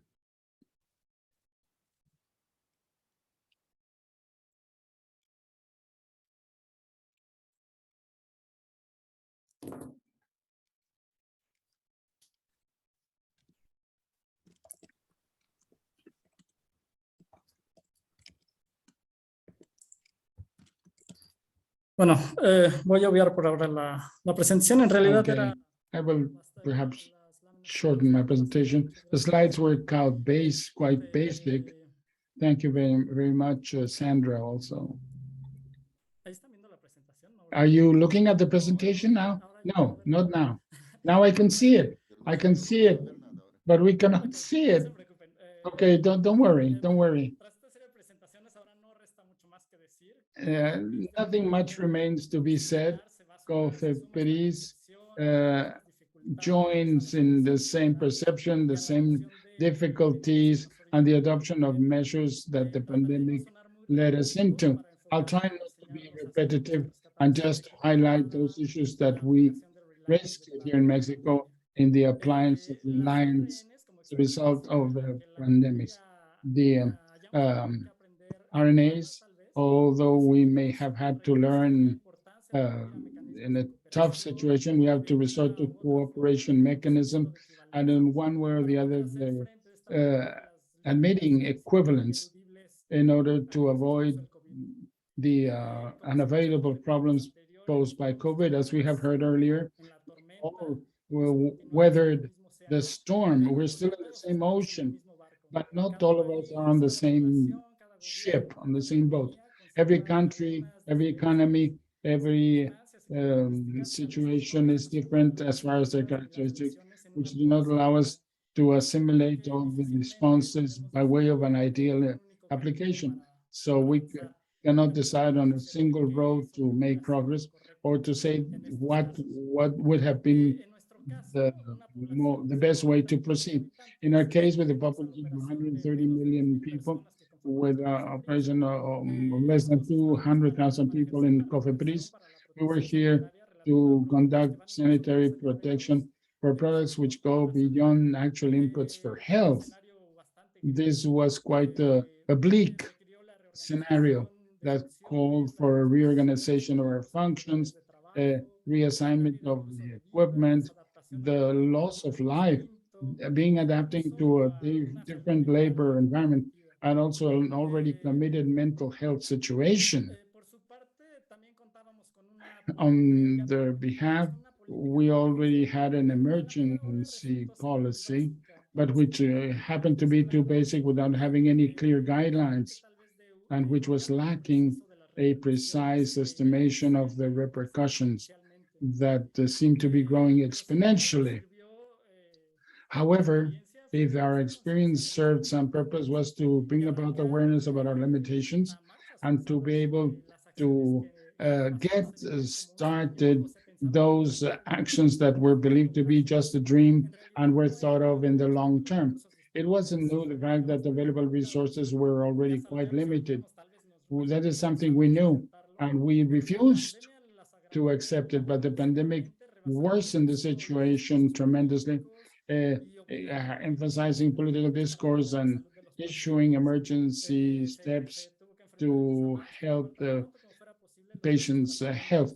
We had to incorporate the new treatments dealing with the lack of supply, and at tremendous speed, we had to establish regulations that would ensure to the extent possible quality and safety, both at the same time. In this connection, we did identify that the Reliance proposal deserved a much more exhaustive implementation than ever before. Fortunately, we had indications on a global basis already. We resorted to the WHO definition that WHO has developed as a result of that recommendations document of PAHO dating back to 2018, if my memory serves me well, and which emphasized other concepts that had been coined back in 2016. COFEPRIS ever since did have certain tools in execution, including regular operations for COFEPRIS. We had the equivalence agreements we did back 2010 and 2012 with regard to requirements and technical assessments established by the FDA, Health Canada, PNDA, the Japanese Ministry of Health, so that this will respond to the authorization of the products which have been previously commercialized and traded in their territories, and which for us significantly reduce the management periods of the registration. Also, the agreements issued back in 2011 and 2013 were very useful to regulate inputs that were considered to be low risk by way of certain agreements through which the requirements were established in terms of obtaining the sanitary registration. Those products, because of their own characteristics, was decided that they should not be considered as an input for health, and therefore did not require a sanitary registration. It was through these that it was possible to facilitate and accept alternate manufacturers that were made, sometimes homemade, that contributed toward protecting population against a spillover and contagion and problems for the patient. Well, within the full context of the pandemic, many emergency plans were launched in order to take care of risk situation. In January 2020, a strategy was established to strengthen the role of the COFEPRIS as a regulatory authority. There were publicity campaigns and our presence in the media, daily communication with the public at all the government levels, all the way from our president to the state representations in the communities themselves. There was an actual outstanding mobilization of the Ministry of Foreign Affairs that facilitated identification of providers throughout the world. Certain ministerial resolutions were issued which legally allowed us to prioritize all steps having to do with COVID-19, had to do with diagnostic tests, masks, respirators, and many other products. And also we developed processes for rapid care, always based on technical evidence and taking as reference, of course, the international scientific evidence that was available. In that sense, we were able to resolve the problem of the supply, at least on a conditional basis, subject to our completing all these procedures at another point in time. We just had to have the time and flexibilize our criteria, something that was indeed very necessary. Communication became intensified. We intensified communication between the regulatory authorities regionally and internationally. We sought synergy among the authorities and regulatory system. We exchange information day by day with one agency or another. We got certain alternatives or other options that seem to be viable. We have to be flexible regarding certain criteria. We granted more confidence to the other authorities in order to be able to make progress toward common objectives. We had to promote in the international field our work with, of course, COFEPRIS, and promoting the use of international standards by way of reference. Also, these processes were accompanied in real time, and while we are doing or conducting other plans, we wanted to make sure that all of these had the proper follow-up and transparency. We shared relevant information about inspections. We also established models for virtual visits and documented all the levels of risk. Also, we made every possible effort in matters of harmonization information and as to how to establish firm measures to be able to implement those measures in a permanent way at COFEPRIS. Of course, all of this had to be considered within the framework of our human resources and the work burden for those human resources. We modified norm 241, which is targeted to the medical community. But I say all of this coincided, quote unquote, with a period of emergency, but this was a sample of the institutional priorities in matters of regulation. So the main purpose of this was national regulation, and then, of course, the international impact of our norms. This norm that I'm talking about right now, the one that we're working on, will go into effect next year to be able to recognize the improvement in inspections, both of accredited institutions, and also we have future considerations to improve all the procedures, and then that technical standard, which is close to being issued, will consider the possibility of extension of all the standards and the mechanisms for regulation. I think I would like to reiterate now that for every country, we have different times and different opportunities for updating all of these norms. But there are many aspects that we have to consider. Of course, COVID has been a learning experience for regulation and regulators. And also for the health systems because of the mobilization we had to have, but also I say, quote unquote, this coincides with the priorities that have to be set in terms of a situation, emergency situation in health. Commercial interest and institutional interest at the end, even though they don't have the same end, they coincide in time. The objective that we have in the short and medium and long terms are the commitments that we have with Mexico, the United States, and these commitments represent a better implementation of our norms, and also is a tool for Reliance with the new partners. Up to now, right now, it doesn't matter which is the source of inspiration that we use. We are simply convinced of the fact that reliance on international cooperation is not only good for emergencies, but our realistic perception says that this is essential to optimize all our resources and the use of those resources and the conduct of regular operations. And then to finish, and in conclusion, I'd like to underline that the efforts in Reliance should not be centered only on a pandemic, but they should be extended to the health of the world population. And with this, I hope to have answered some of the questions that I saw in the chat. Thank you so much. Thank you so much, Edgardo. Now we will go directly to the questions. We have already exceeded the time.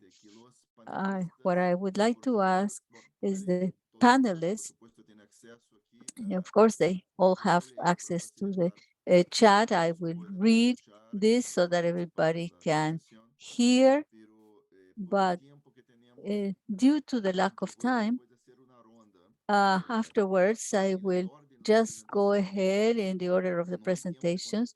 We don't have time for everyone to answer every question. However, if you would like to elect and select one question that has not been answered, and just make a question, a comment on specific question.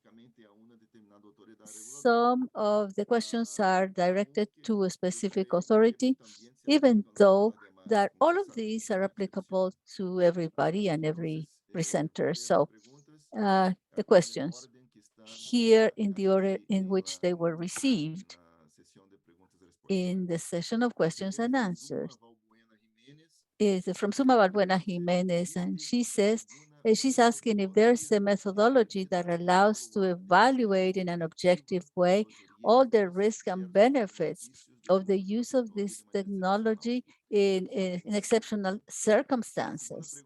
The second question, also from Suma Balbuena Jimenez, regarding technologies that where you don't know exactly their safety profile and their performance profile, what are the criteria to define whether the benefits are superior to the risk because of the uncertainty regarding the technologies under development? The third question comes from Ruth Ospina, and then she is referring specifically to ADMAT and SEGMED during their presentation. Is also applicable. It says, in addition to the mechanism for authorization of emergency use, do you have a health agencies, in your health agency, other accelerated mechanism to approve the manufacturer import of the necessary health product for diagnosis and treatment of patients during the pandemic? Then we also have a question from Juliet Montaño Raruro regarding the specific authorizations for vital non-available products in your country. Do you have tools to estimate the amount of products available to take care of health emergencies? If necessary, do you have any strategies to gradually define what are the products that would not be considered vital and not available in accordance with what the WHO has said during the pandemic? The next one is from Brazil.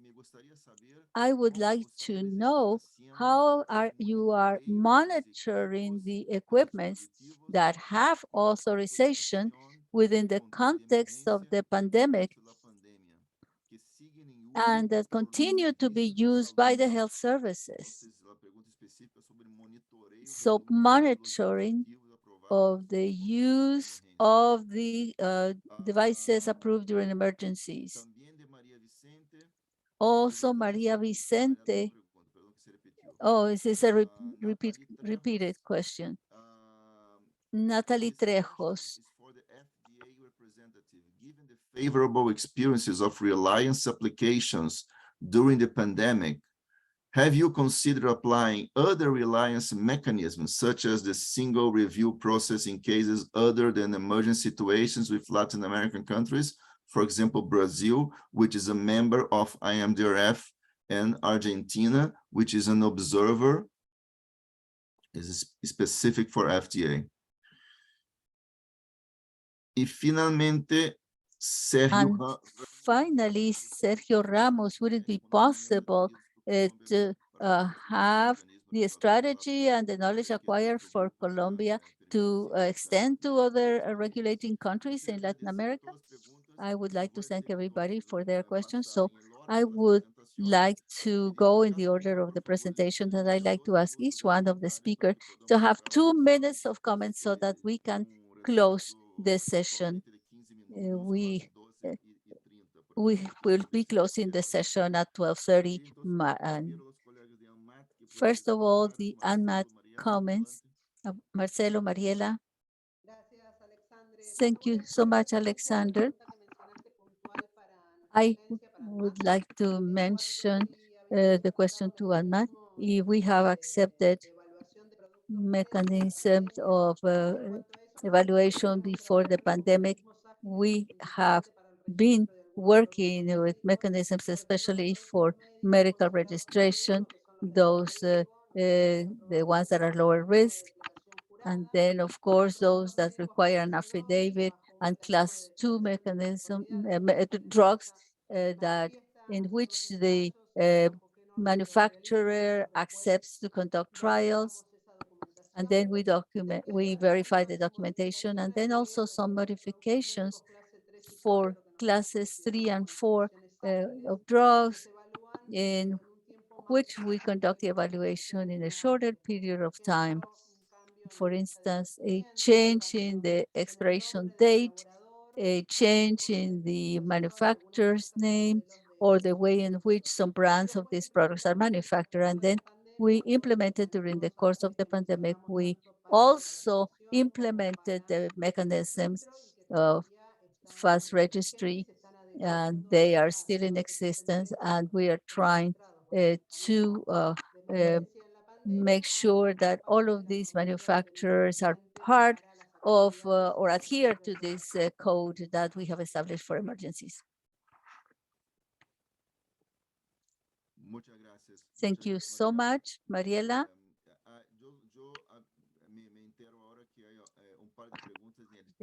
There are other questions in the chat, and very briefly, I think I have one from Janet, and she's asking if the different authorities have taken the Reliance mechanism as a regular mechanism for medical devices and diagnostic reagents, in vitro diagnostic reagents that are low risk. And then another question in the chat is specific for COFEPRIS. I think this has already been answered. Yeah, the transparency mechanisms for the regulated sector in COFEPRIS. And I understand that COFEPRIS has already answered that. So we will go to SECMED for comments.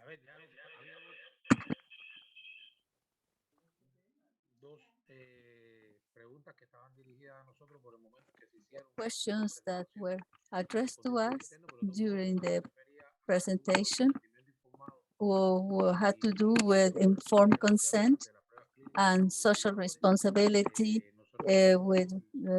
during tests with ventilators. We don't have the social responsibility, but we had informed consent, and we established all the measures for clinical research and for the development of the ventilators. And we also have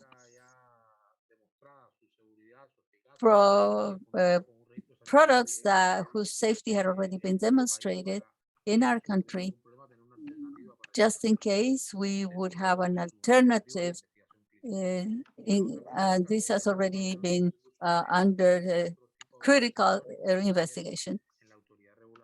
Also, the other question had to do with the action of the regulating authorities regarding COVID-19 products.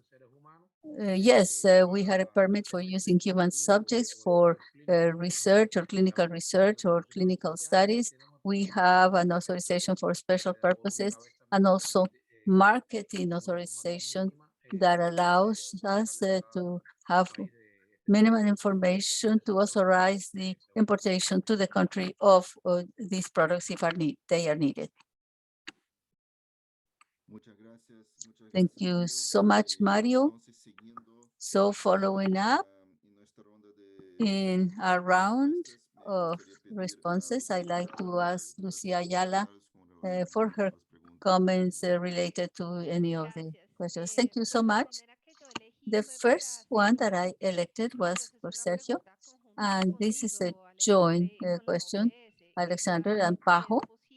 If it is possible to permeate the strategy and the knowledge acquired by Colombia to extend this to other countries, and the response is yes, we have been working on that because Pajo has organized for the entire region and for all the health authorities, all of our experiences regarding the approval of ventilators that are manufactured nationally and techno surveillance.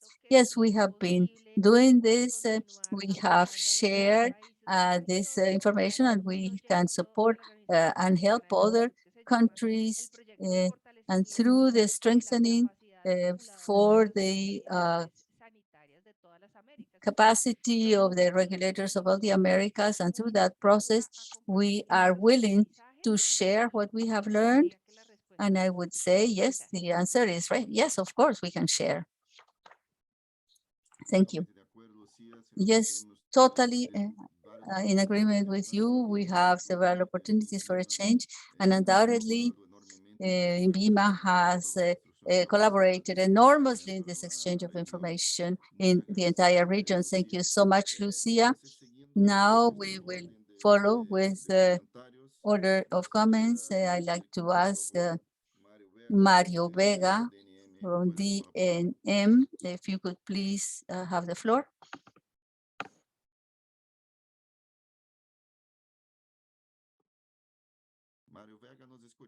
Mario Vega, can you hear us?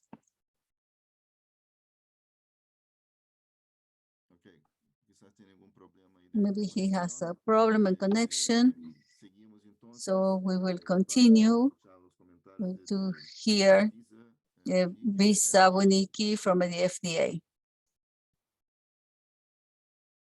Thank you very much for that question related to how we have considered applying the reliance mechanism, such as the single review process in cases other than emergency situations with Latin American countries.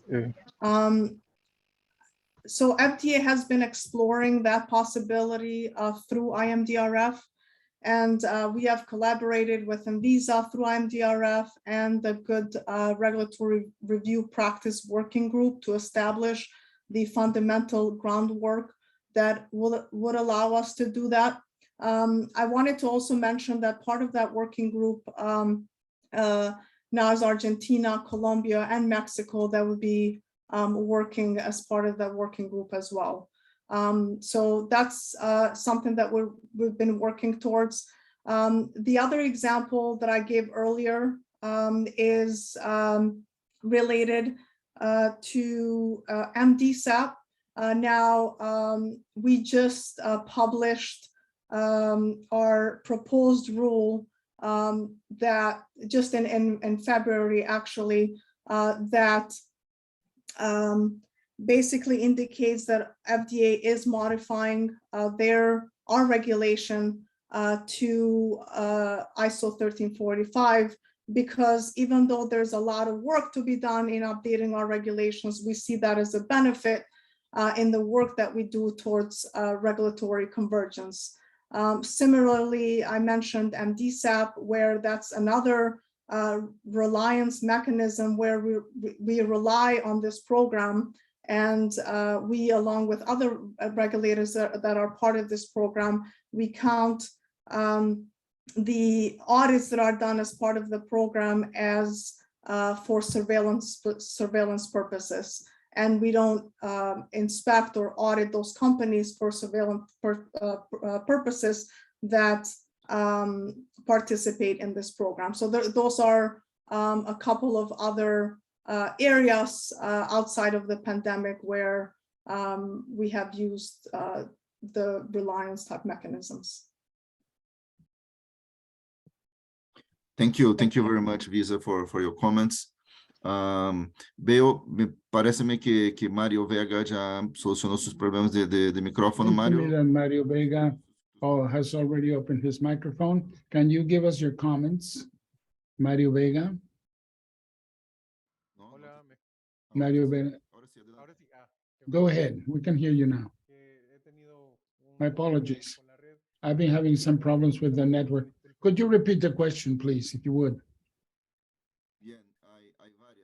There's several questions, and this is the question. They're in the question and answer section. I'll give you some time so that you can read them, and we move on to COFEPRIS, and then we'll come back to you. You can select just one of the questions. There's no time for all of them. Just choose one of them to give us your comments. So we go on to COFEPRIS. Edgardo, go ahead. Yes, the transparency mechanism during the most serious part of the pandemic, where we work with those interested that identified innovative products. We accompanied them to conduct a previous review before submitting it formally, so as not to detract time from the entire determining body and the inspectors, and see what was the viability that such product could be authorized. As I was saying before, there were certain conditioning plants and manufacturers who became interested in producing or manufacturing, that is, products that had been identified already in other countries. In the team of inspectors, they were with them so as to previously be able to give them some guidance as to what requirements should be satisfied in order to be able to or get an authorization by the establishment that would be much more expeditious. Now that Sandra is also with us, I will take advantage of this opportunity to tell you that there is a whole series of training efforts which are open to the industry and the regulators in such a way that both sides, we're all learning hand in hand as regards the convergency mechanism, how the following regulations will come up, what are the criteria that are being thought about. So this type of communication methods are the ones to which we have referred by way of transparency and communication, which is being opened up with the regulator. Thank you, Edgardo, for your comments. So we move on back to Mario Vega so that he can share with us his comments on any of the questions in the Q&A section. With much pleasure. I was looking at one of them that I could take up. A question based on the learning beyond the pandemic to update the regulatory framework and how this relates to Reliance. What we have learned is not to close ourselves up. And in the context of El Salvador as regards regulation of medical devices, the regulation as such is so that there's a couple of articles in the medications rules, bylaws. These regulations comes up because of the need to regulate medications. when that law was established. Well, all of the medical efforts came up as part of the need to regulate medical devices and all that we have now. We have based ourselves on interpretations and all these legal tools in order to be able to gather from 2 articles the entire possibility for regulation that we have at present. So all of our learning beyond the pandemic that this has left us with consists in our being able to work in a Salvadoran clinical regulations, a bylaw that establishes a regulatory framework for the regulation of the various stages of the regulatory cycle of medical devices in our country. So what this left us, and we started working on this ever since 2019 and 20, and it was finished, included finally this year, deciding not to close up to certain things, to leave it open to a certain extent, so that things which are so important, which become updated, which at this point in time perhaps are not perceptible, we cannot envisage that we may have a short change in the short class as far as reliance and recognition in our regulatory procedures, something that could eventually come up a posteriori, or there could be other emergencies of other sorts always here to our health, where DNM and the other regulatory agencies must satisfy their function as far as medical devices are concerned, guaranteeing quality, access, and availability of such products. Over this learning, we have been working in these Salvadoran technical bylaws, and we have worked on other regulations for good manufacturing practices. One which is at present being worked on has to do with actual regulation of technical vigilance, technical surveillance in our country, and consider these aspects which are so very important in order to be centered upon our strong points and, of course, the work carried out by other internationally recognized regulatory agencies. Thank you. Thank you. Thank you so very much, Mario. Very well then, says Alexandre. I would like to thank you for this excellent session.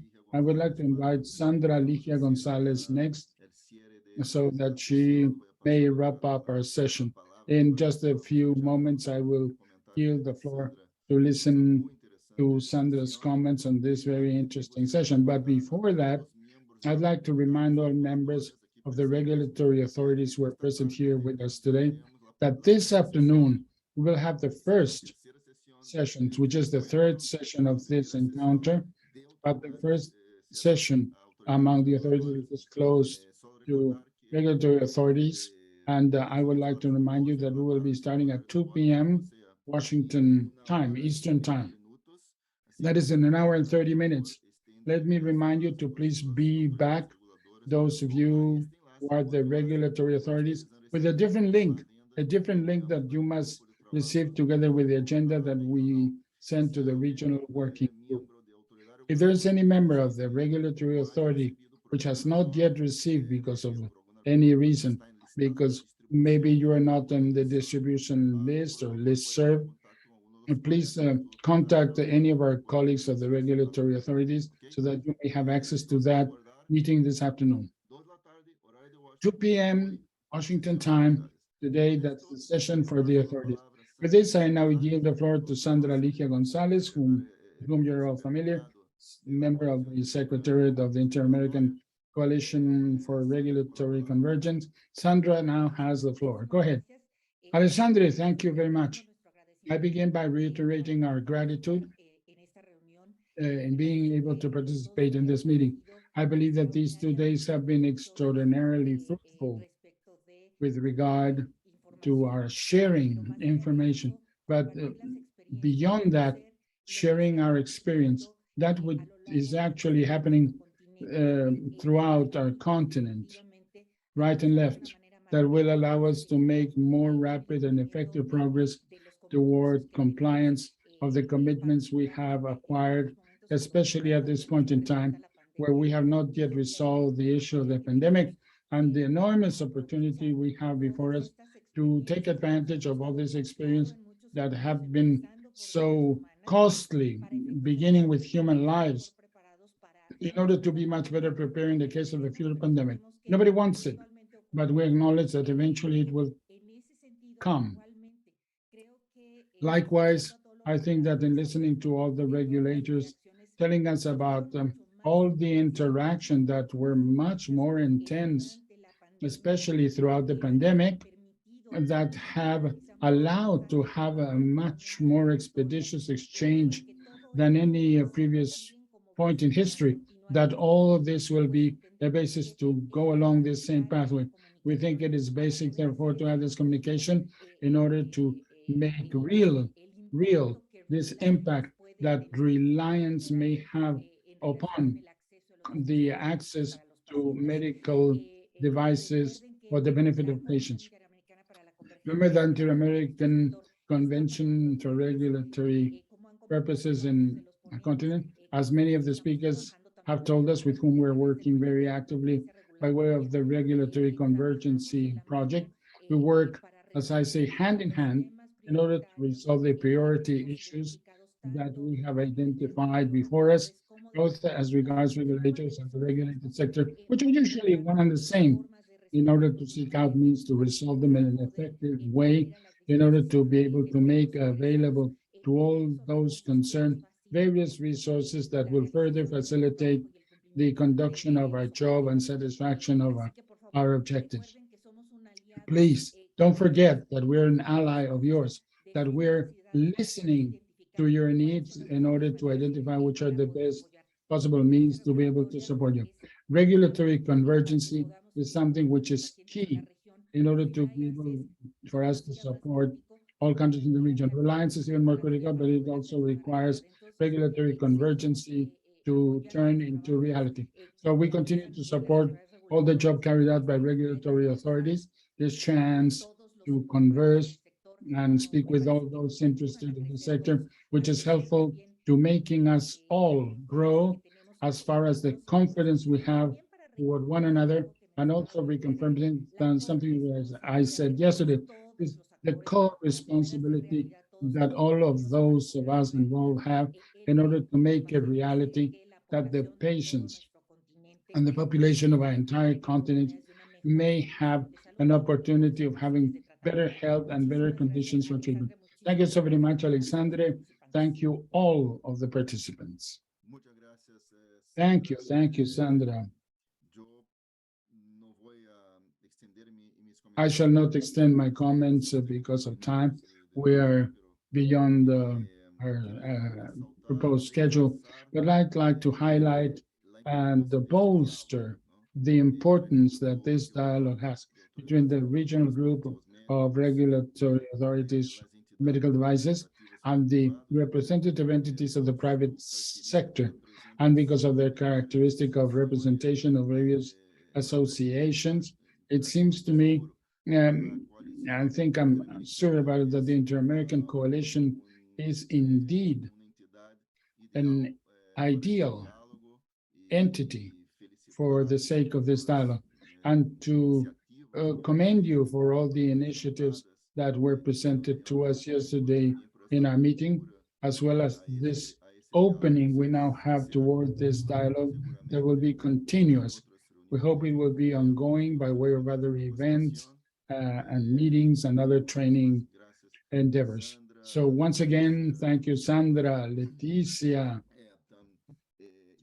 I would like to thank Stephen as well, and several other colleagues with whom we have been contacting the preparation, the meetings we had in order to bring about this meeting.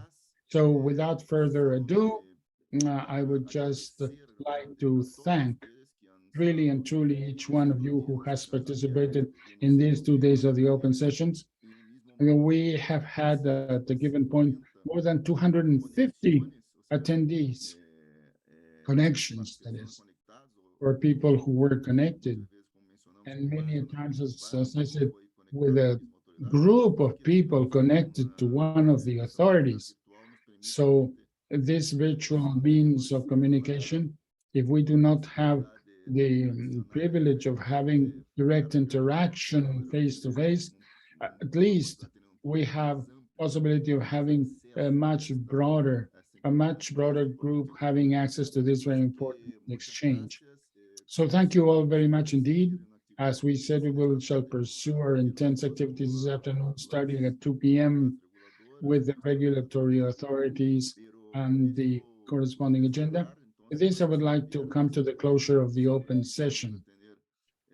Very likely, we will be having many others indeed during coming meetings and several interaction opportunities that we'll have this year and years to come.